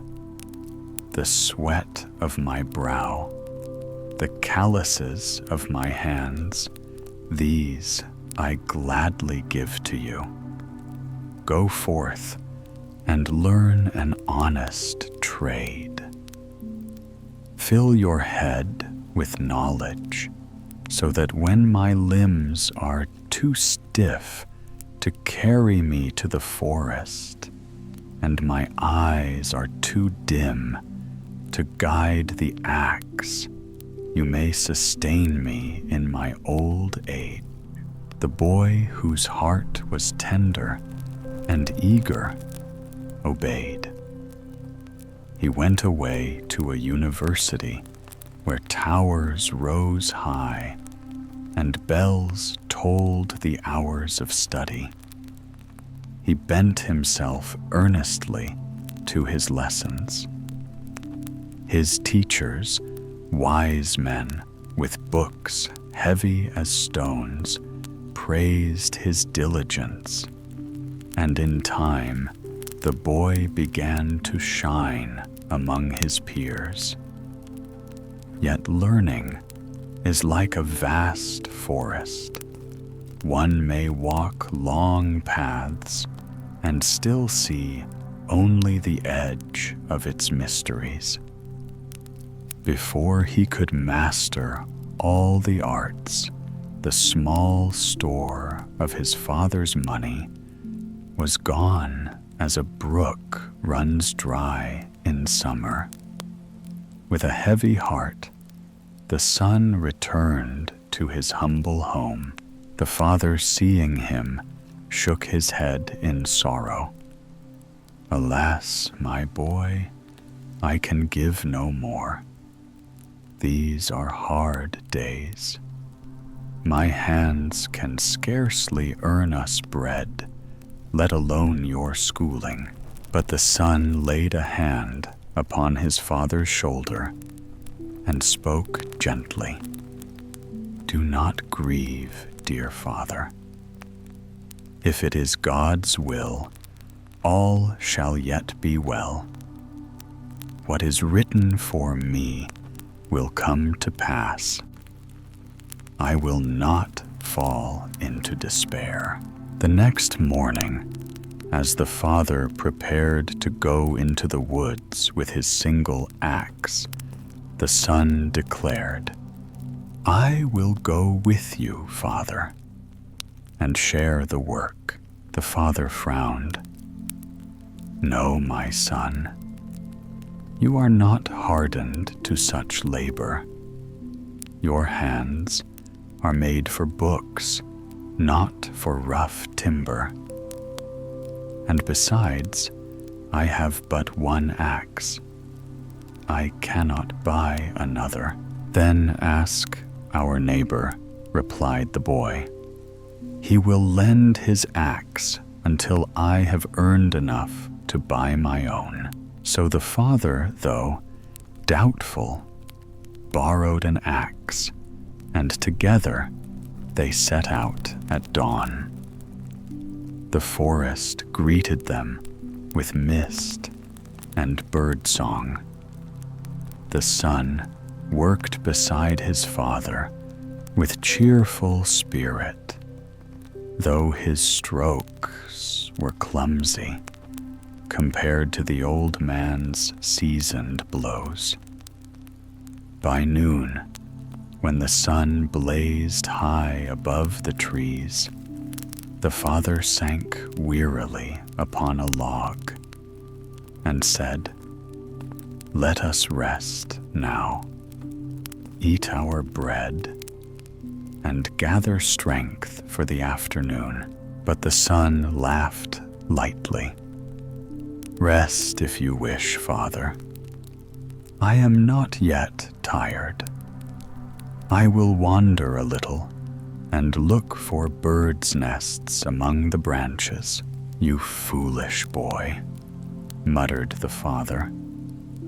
"Idle wandering will sap your strength. Then you will be too weary to help me." Yet the son only smiled, slung his crust of bread in his hand, and went off into the green shade. He walked long beneath the rustling canopy, delighting in the whisper of leaves. At last, he came to a mighty oak, so vast that 5 strong men could not have encircled its trunk. The roots curled from the earth like ancient serpents, and the branches towered like a cathedral roof. Surely, thought the boy, many a bird has nested in such a tree.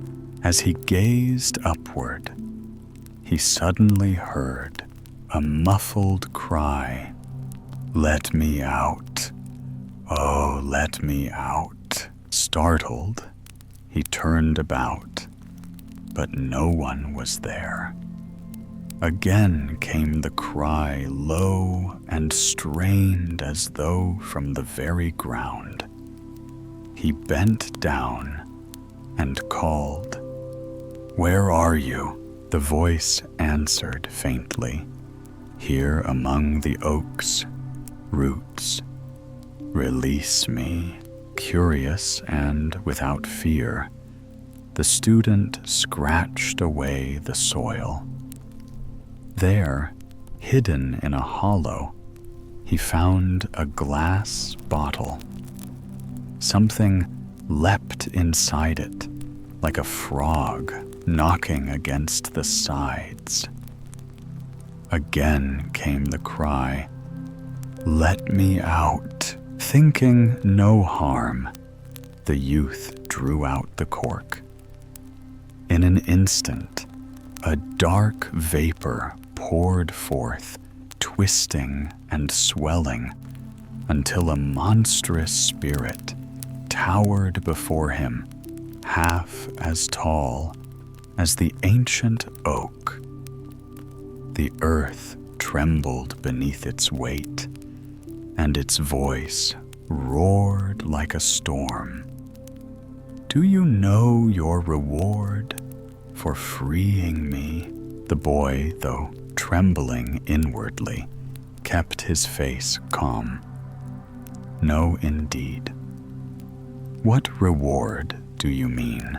"Your reward is death," thundered the spirit.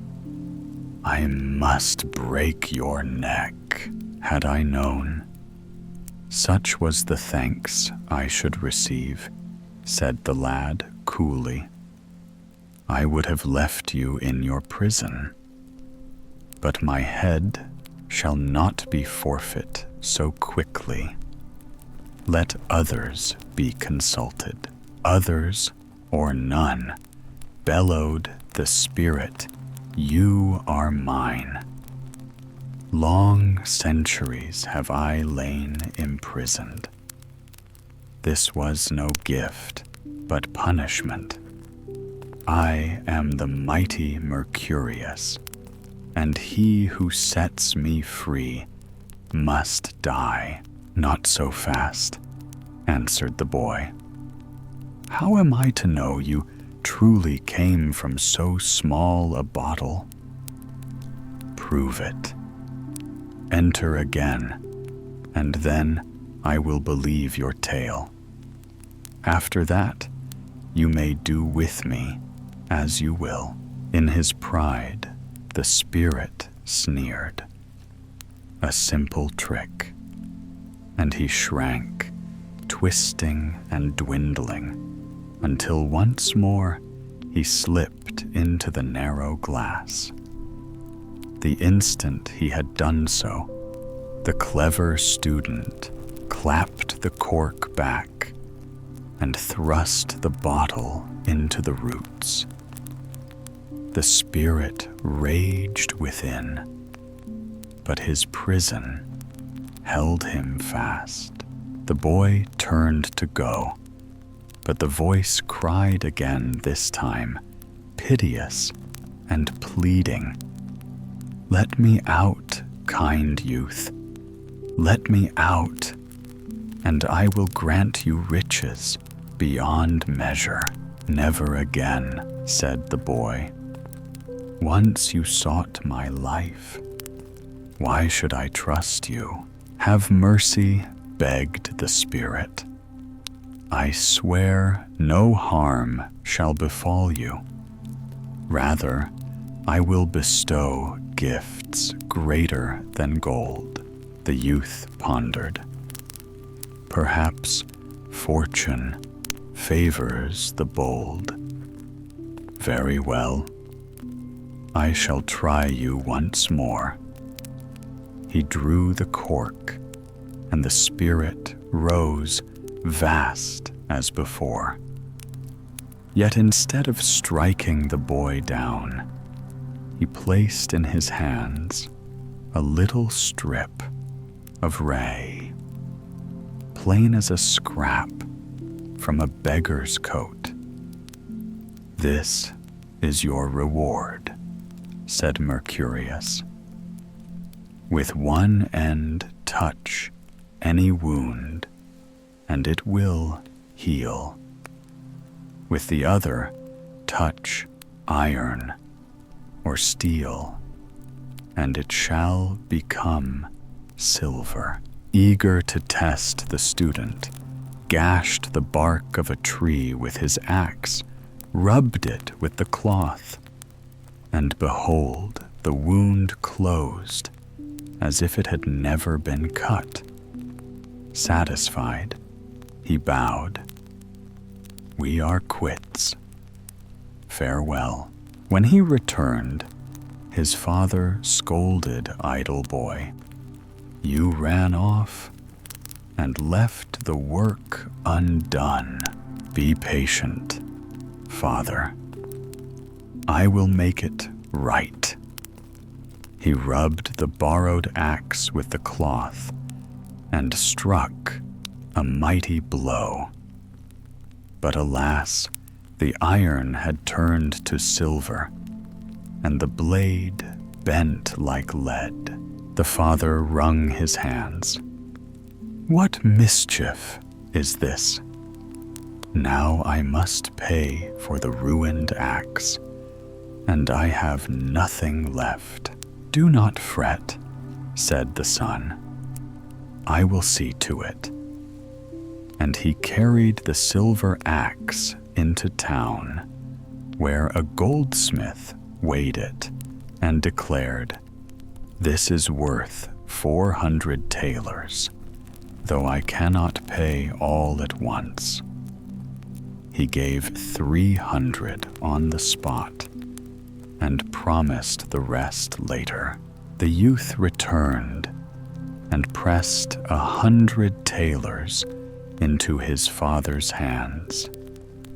Here, father, you shall want for nothing. The old man gaped. Child, where did you find such treasure? So the son told him the tale of the spirit and the gift. With the rest of the money, he returned to the university, and because he could heal all wounds with his miraculous rag, he soon became the most famous doctor in all the world. And his father, who had once feared poverty in his old age, lived out his days in comfort and honor, blessing the wisdom and courage of his son. Dr. Know-All, there was once long ago a poor peasant by the name of Crab. Day after day, he toiled in the fields and the forest, and all that he owned in the world were 2 sturdy oxen, his wooden cart, and a patched-up coat to cover his back. One morning, when the sun was low and the mist still hung in the valleys, he yoked his oxen and loaded his cart with a heavy pile of firewood. With slow steps, he drove into town, hoping to earn a few coins for his labor. At length, he stopped before the house of a wealthy doctor who bought the whole load for 2 shining thalers. The doctor happened to be seated at table, eating his midday meal. There were fine dishes before him, meat seasoned with herbs, golden wine in crystal glasses, and servants waiting on his every word. Crab, with his cracked hands still sticky with resin, gazed upon the scene with wonder. His heart began to burn with envy, and he thought to himself, how good it must be to live as such a man, not to chop wood, not to drive weary oxen, but to sit in comfort, eat like a lord, and be called a man of knowledge. Oh, if only I too could be a doctor. The desire grew stronger the longer he looked, until he could no longer contain it. He cleared his throat and said rather shyly, "Sir Doctor, might a poor fellow like me ever become a doctor?" Also, the doctor, amused by the simplicity of the question, smiled and answered, "Why, yes, indeed. That is not so hard as you think." Crab's eyes lit up. "And what must I do?" he asked eagerly. The doctor, wishing to make sport of him, said, "First, you must buy yourself an ABC book, one that has a cock painted on the first page. Second, you must sell your cart and your oxen, and with the money, get fine clothes and such things as belong to the trade of medicine. Third, you must have a sign painted on which stand the words, 'I am Dr. Know-all.' Nail that over your house door, and people will believe you are wise." Crab Simple, though he was, believed every word. He went at once and did exactly as he had been told. He sold his oxen and cart, bought himself a bright coat, a feathered hat, and the book with the cock upon it. He hung above his door the sign that read, in bold letters, "I am Dr. Know-all." Thus he became a doctor, at least in name. It was not long before people began to come to him asking for help. And though Crab had no knowledge at all, fortune seemed to smile upon his foolish answers. After a little while, news reached a certain great lord. This lord had been robbed of a large sum of money, and he was eager to find the thief. His servants told him of a doctor in a nearby village, one called Dr. Know-all, who surely, by his very name, must know the secret. Without delay, the Lord ordered his carriage with 6 horses harnessed to it, and drove out to Crab's cottage. He asked at once, "Are you Dr. Know-all?" "Yes, that I am," answered Crab, puffing out his chest. "Then you must come with me and discover who has stolen my treasure." Crab scratched his head and said, "Oh yes, my lord, but my wife Greta must come as well." The lord consented, and so Crab and his wife climbed into the splendid carriage, marveling at the velvet cushions, and away they rode to the castle. There the tables were already laid with silver plates and golden cups, for the Lord wished to treat his guest with honor. "Sit down and eat, doctor," said he. "Yes, but Greta too," replied Crab, and he seated himself at her side. They were served the choicest dishes. Now it so happened that the servants who had stolen the money were the very ones carrying the food. The first servant entered with a dish, and Crab, meaning only to whisper to his wife, nudged her and said, Greta, that is the first." By this he meant the first course. But the servant, pale with guilt, thought he meant, "That is the first thief." Terrified, he hurried outside and told the others, "The doctor knows everything." He said, "I was the first." The second servant, trembling, brought in his dish.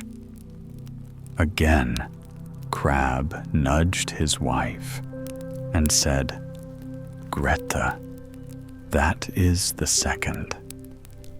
The servant turned, as white as milk fled the room, and gasped to his comrades, "We are lost. He knows I am the second." The third fared no better, for Crab repeated the same words, and again the servant believed himself discovered. At last, the fourth servant entered with a covered dish. The Lord turned to Crab and said, "Now, doctor, show me your wisdom. Tell me what lies beneath this cover." Crab stared at the dish. He had no idea, for he was no more a doctor than an ox. In his helplessness, he sighed and muttered under his breath. Poor Crab. The Lord leapt up, clapping his hands. "There. Did I not say so? He has named the thief himself. Crab, that is the very fellow who stole the money." The guilty servants grew pale as ashes. They feared they were undone and quickly signaled to Crab that he should follow them outside. Trembling, he obeyed. Once beyond the hall, they fell on their knees before him and confessed, "Good doctor, we have indeed taken the treasure. Only spare us, and we will bring it back, and moreover, give you a heavy purse besides." Crab nodded solemnly, as if this were the very thing he had foreseen. They led him to the hiding place, gave him the gold, and begged for silence. Crab agreed readily, for he was more than content with his reward. Returning to the hall, he sat down once more and said gravely, "My lord, I shall now consult my book to see where the money is concealed." He opened his ABC book, turned the pages this way and that, searching for the cock upon the frontispiece. Meanwhile, the fifth servant, burning with curiosity, crept into the stove to overhear what might be revealed. Crab, unable to find the picture, at once shook his head and said aloud, "I know you are here, so you may as well come out." The servant in the stove thought himself discovered, leapt out in terror, and cried, "Indeed, this man knows everything." So Dr. Know-all returned the treasure to the Lord, who marveled at his wisdom. Yet he did not betray the guilty, but kept their secret. From the Lord he received rich thanks, and from the servants an even greater reward. Thus, he became both wealthy and renowned, and all the people of the land believed that truly there was none wiser than Dr. Noel.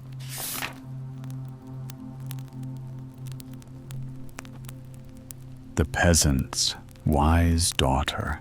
There was once a poor peasant who had no land but only a small house and one daughter.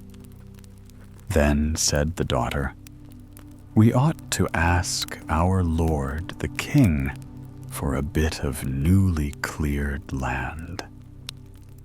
When the king heard of their poverty, he presented them with a piece of land which she and her father dug up and intended to sow with a little corn and grain of that kind.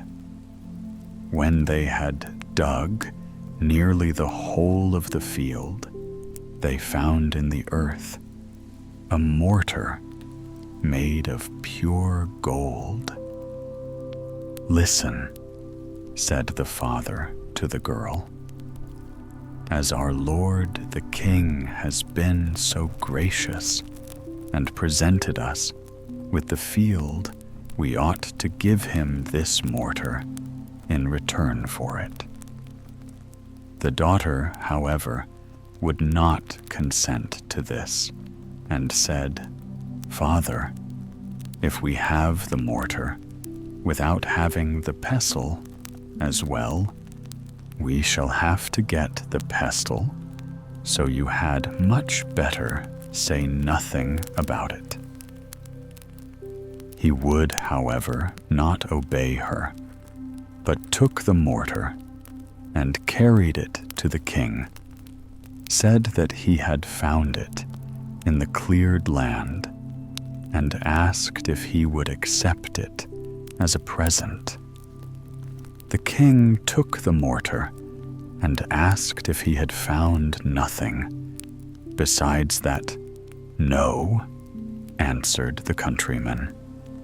Then the king said that he must now bring him the pestle. The peasant said they had not found that, but he might just as well have spoken to the wind. He was put in prison and was to stay there until he produced the pestle. The servants had daily to carry him bread and water, which is what people get in prison. And they heard how the man cried out continually, "Ah, if I had but listened to my daughter! Alas, alas, if I had but listened to my daughter, and would neither eat nor drink." So he commanded the servants to bring the prisoner before him.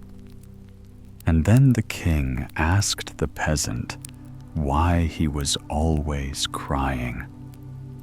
"Ah, if I had but listened to my daughter!" And what it was that his daughter had said. "She told me that I ought not to take the mortar to you, for I should have to produce the pestle as well." If you have a daughter who is as wise as that, let her come here. She was therefore obliged to appear before the king, who asked her if she really was so wise, and said he would set her a riddle, and if she could guess, that he would marry her. She at once said yes, she would guess it.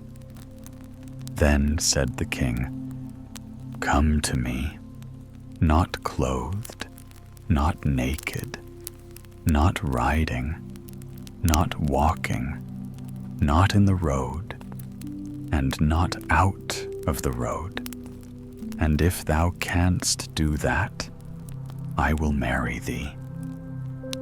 So she went away, put off everything she had on, and then she was not clothed, and took a great fishing net, and seated herself in it, and wrapped it entirely, round and round her, so that she was not naked.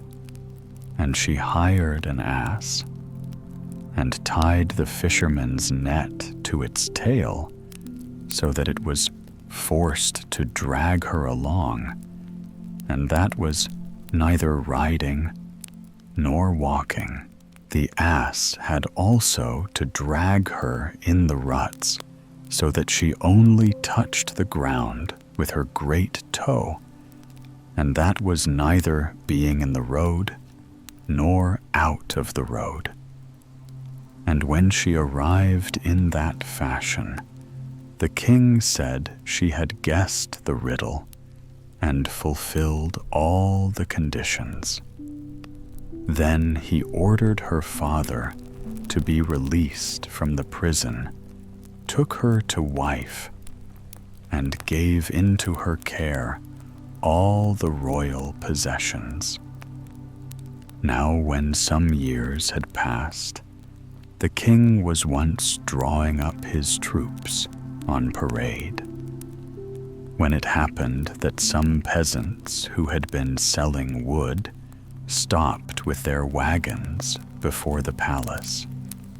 Some of them had oxen yoked to them, and some horses. There was one peasant who had 3 horses, one of which was delivered of a young foal, and it ran away and lay down between 2 oxen, which were in front of the wagon. When the peasants came together, they began to dispute, to beat each other, and make a disturbance. And the peasant with the oxen wanted to keep the foal, and said one of the oxen had given birth to it, and the other said his horse had had it, and that it was his.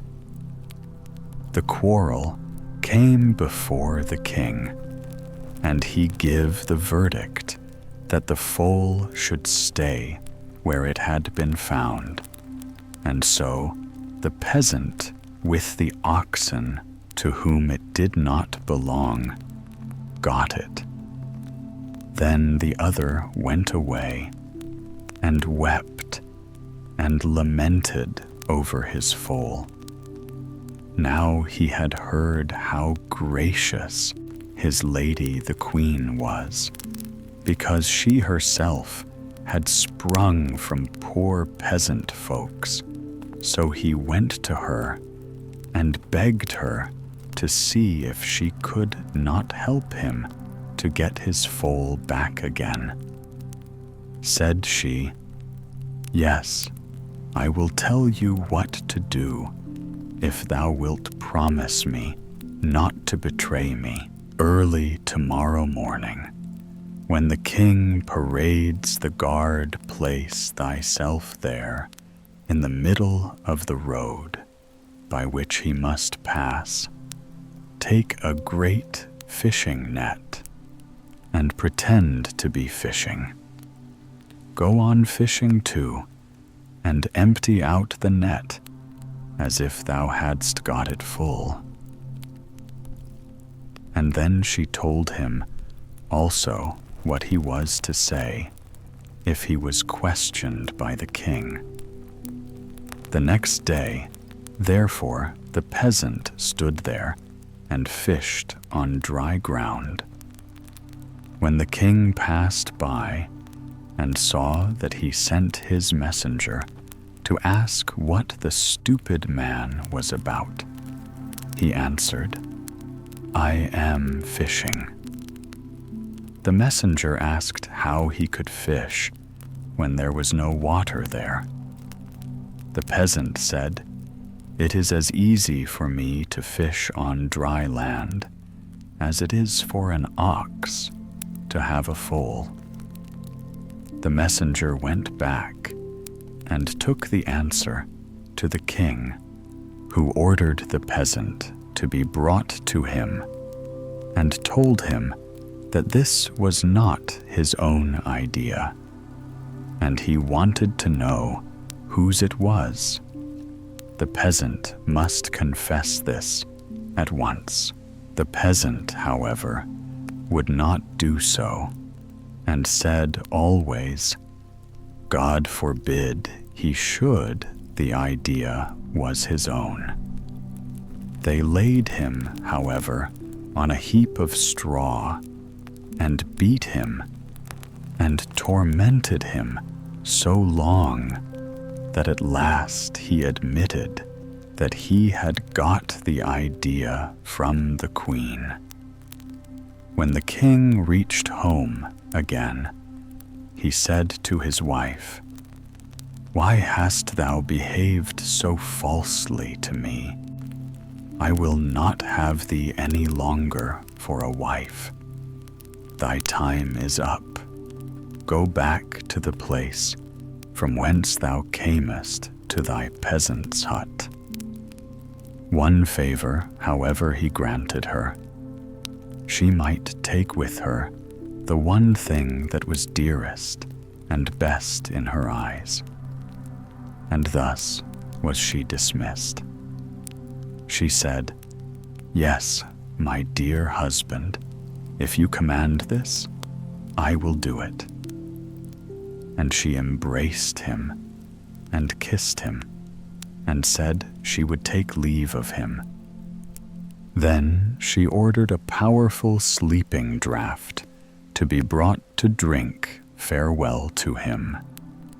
The king took a long draught, but she took only a little. He soon fell into a deep sleep. And when she perceived that, she called a servant and took a fair white linen cloth and wrapped the king in it. And the servant was forced to carry him into a carriage that stood before the door, and she drove with him to her own little house. She laid him in her own little bed, and he slept one day and one night without awakening. And when he awoke, he looked round and said, "Good God, where am I?" He called his attendants, but none of them were there. At length, his wife came to his bedside and said, "My dear lord and king, you told me I might bring away with me from the palace that which was dearest and most precious in my eyes. I have nothing more precious and dear than yourself, so I have brought you with me." Tears rose to the king's eyes, and he said, "Dear wife, thou shalt be mine, and I will be thine." And he took her back with him to the royal palace, and was married again to her. And at the present time, they are very likely still living. The Willow-Wren and the Bear. Once in the full warmth of summer, when the trees rustled with green, and the air was heavy with the hum of bees, the bear and the wolf were walking side by side through the forest. The bear lifted his head, for from a thicket came the sweetest song he had ever heard. The notes rose clear and high, then sank soft and low, like silver threads of music weaving through the branches. "Brother Wolf," said the bear, halting and pricking up his ears, "what bird is it that sings so wondrously well? Never have I heard such a melody." That said, the wolf with great seriousness is none other than the king of all birds. Before him, every creature of the wood must bow down, for he is lord of the air.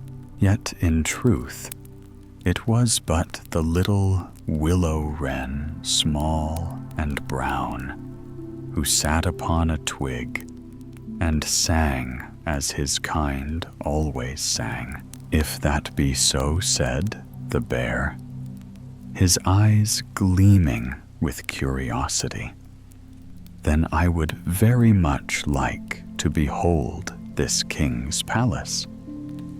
Come, brother, take me thither, for I must see with my own eyes the dwelling of so noble a monarch." But the wolf shook his head. "It cannot be done in such haste, old growler. We must wait until the queen herself arrives, for one does not march unbidden into royal halls." Not long after, the queen of the willow-wrens indeed appeared, flitting swiftly with a morsel in her beak. Behind her came the king, and together they fed their young ones hidden in a hole of the tree. The bear's paws itched to stride forward, but again the wolf tugged him back by the sleeve of his shaggy coat. "Patience," whispered the wolf. "We must wait until the lord and lady are gone, else we show disrespect." So they stood still and watched until the birds had flown off. Only then did the bear lumber near, thrust his great snout into the hole, and peer within. There he saw not a grand palace, nor gold, nor precious stones, but a poor little nest lined with moss and feathers, where 5 or 6 downy chicks lay stretching their thin necks. "Is this the royal palace?" cried the bear, with a loud laugh that shook his belly. "A wretched hovel it is, and you are no king's children, but ragged, common brats." At these words, the nestlings bristled with fury. Their tiny wings quivered, their beaks opened wide, and they cried shrilly, "That we are not. Our parents are honest and honorable folk. Bear, thou wilt have to answer for this insult, and dearly pay for it." The bear grumbled uneasily and drew back, and the wolf too felt troubled in his heart. They slunk away into the shadows, yet the young willow-wrens did not cease their clamoring. When next the king and queen returned with food, the little ones turned their heads aside and wailed, "We will not eat. No, not so much as a fly's leg, though we starve with hunger until you have proved to us that we are indeed respectable children. The bear has been here and has mocked us." The old king ruffled his feathers, and his eyes flashed with anger. "Be easy, my children," said he, "for justice shall be done. That coarse beast shall be punished." Straightway, the king and queen flew to the bear's den and called within Old Growler, "Why hast thou brought shame upon our nest and insulted our young? For this thou shalt suffer. We declare war upon thee, a war of blood and feathers." The news spread swiftly through wood and meadow. The bear summoned all the four-footed creatures: the ox with his heavy horns, the ass with his long ears, the nimble deer, the fleet hare, and every beast that ran upon the earth. Each was commanded to join the cause of the bear. Meanwhile, the willow-wren called forth every creature that had wings, not only the proud falcons and wise owls, the starlings and sparrows, but also the smallest midges, the hornets armed with stings, the bees from their hives, and even the flies that swarmed in summer heat. The sky grew dark with their numbers. Now before the battle, the willow-wren sent out spies to learn who led the enemy host. The gnat, who was small and crafty, flew into the forest where the beasts were gathered. She crept beneath the leaf of a tree where she could hear their counsel. There, the bear stood like a mountain, and he summoned the fox before him. Fox said, "The bear, thou art the slyest of all beasts. Thou shalt be our commander." "Good," said the fox, curling his red tail proudly. "But what sign shall we agree upon, so that all may know when to charge and when to flee?" None could answer. Then the fox said, "Behold my tail. It is long and bushy, and when I hold it high aloft, like a plume of red feathers, then all goes well, and you must press forward. But when it droops low, then the battle is lost, and you must run with all speed." The gnat, having heard every word, flew swiftly back and told the willow-wren all in great detail. At dawn, the armies gathered. The ground shook with the thunder of hooves and paws, and the sky hummed and swarmed with wings. The willow-wren gave his command, and down flew the hornet straight beneath the fox's tail. With all his might, he stung once. The fox yelped, lifting one leg, but bore it and kept his tail high. At the second sting, he winced sorely and let the tail fall for but a moment. At the third sting, he could endure no more. With a cry, he clamped his tail between his legs. When the beasts saw this, they thought the signal given for defeat. Terror seized them, and they fled each to his hole, leaving the field to the birds. Thus, the hosts of the air triumphed, and the beasts were scattered. Then the king and queen flew home with joy to their children. "Rejoice, little ones," they cried. "The battle is won. Eat and drink to your heart's desire." But the nestlings shook their heads.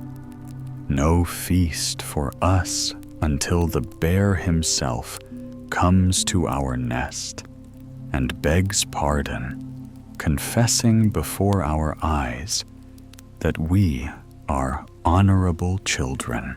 So the willow-wren flew again to the bear's cave and called sternly, "Growler, creep forth, and humble thyself before my brood, else every rib in thy body shall be broken."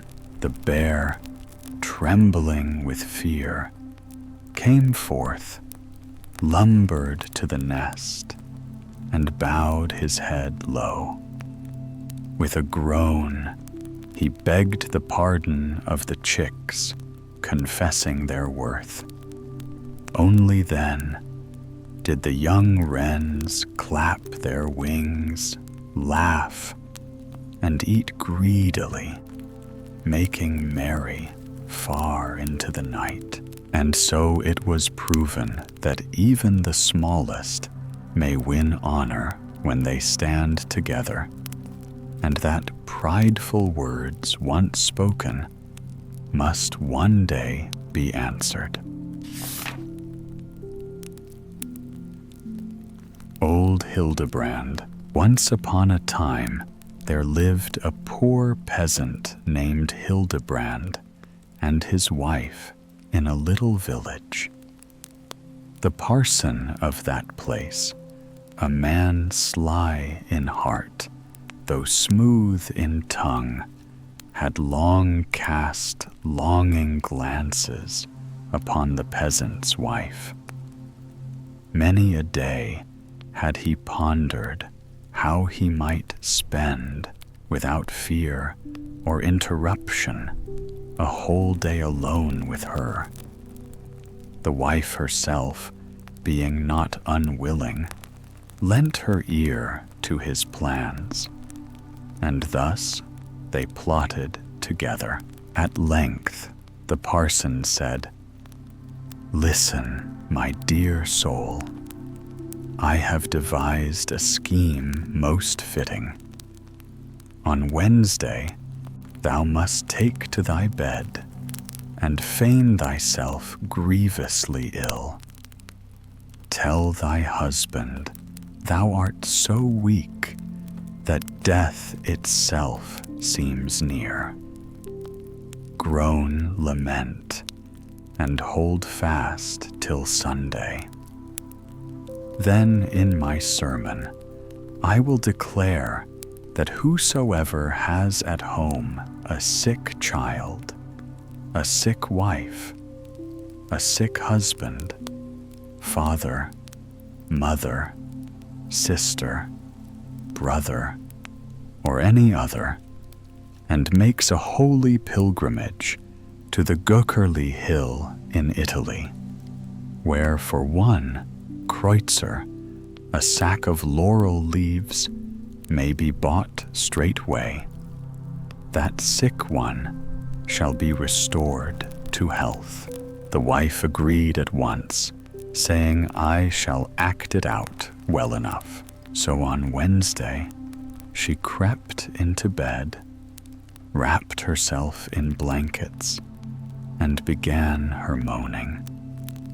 Hildebrand, poor man, bustled hither and thither, cooking, fetching, praying, doing all he could imagine, yet nothing brought her ease. By Sunday, she sighed, I feel as though death's shadow lay on me. Only one thing would I fain do ere the end hear the parson's sermon this day. Her husband, full of care, replied, Nay, dearest, do not risk it. I will go and listen with all my ears, then repeat every word when I return. So Hildebrand set off to church. The parson mounted the pulpit and preached as he had devised. He spoke of healing for every manner of sickness, if only the kin would make pilgrimage to the Gookerly Hill and bring back laurel leaves bought for a kreutzer. Whoever wished to undertake such a holy journey was to come to him after service, and he would provide both sack and coin. No man in all the congregation was more overjoyed than Hildebrand. Straight after the blessing, he hurried to the parson, received the little sack and the kreutzer, and sped home. At the very threshold he called, Good wife, be of good cheer. The parson's words are wondrous. If I hasten to Italy and fetch the laurel, thou shalt be cured as by a miracle. Already have I the sack and the coin, so I start this hour. And without further ado, he set out. No sooner had he gone than the wife leapt from bed, shook the weariness from her limbs, and opened the door to the parson who had tarried nearby. Together they prepared to make merry. Chickens and geese were slaughtered, pancakes fried, and soon the fiddle was sounding in the room. But let us leave them for a while and follow poor Hildebrand. He strode quickly along the road, eager to shorten the journey. Before long, he met his gossip, an egg merchant, returning from market with empty baskets upon his back. God bless thee, Hildebrand, said the gossip. Why goest thou in such haste to Italy? Friend, to Italy, for all eternity, cried Hildebrand breathlessly. He then repeated, word for word, the sermon, telling how his wife lay sick, and how the parson had given him sack and kreutzer for the pilgrimage. The egg merchant shook his head. Ah, poor simple soul, dost thou not see the trick? The parson contrived this to have thy wife alone. There is no healing laurel in Italy. Hildebrand started and turned pale. If only I could be sure. Then do as I say, whispered the gossip.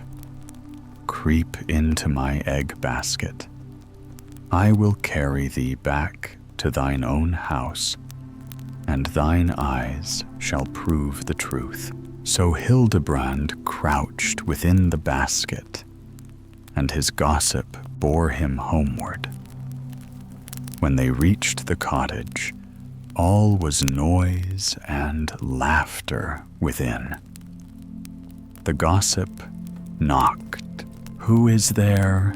cried the woman. "'Tis I, Gossip," answered the egg merchant. "I beg shelter for the night. My eggs I could not sell, and they are so heavy I can go no farther, for darkness is upon me." Though it troubled her, she opened and said, "Come in then, and sit by the stove." So the gossip entered, setting the basket down. Meanwhile, the parson fiddled merrily, and the woman clapped her hands in delight. At length he said, "Sweet friend, thou canst sing so prettily. Sing me a song."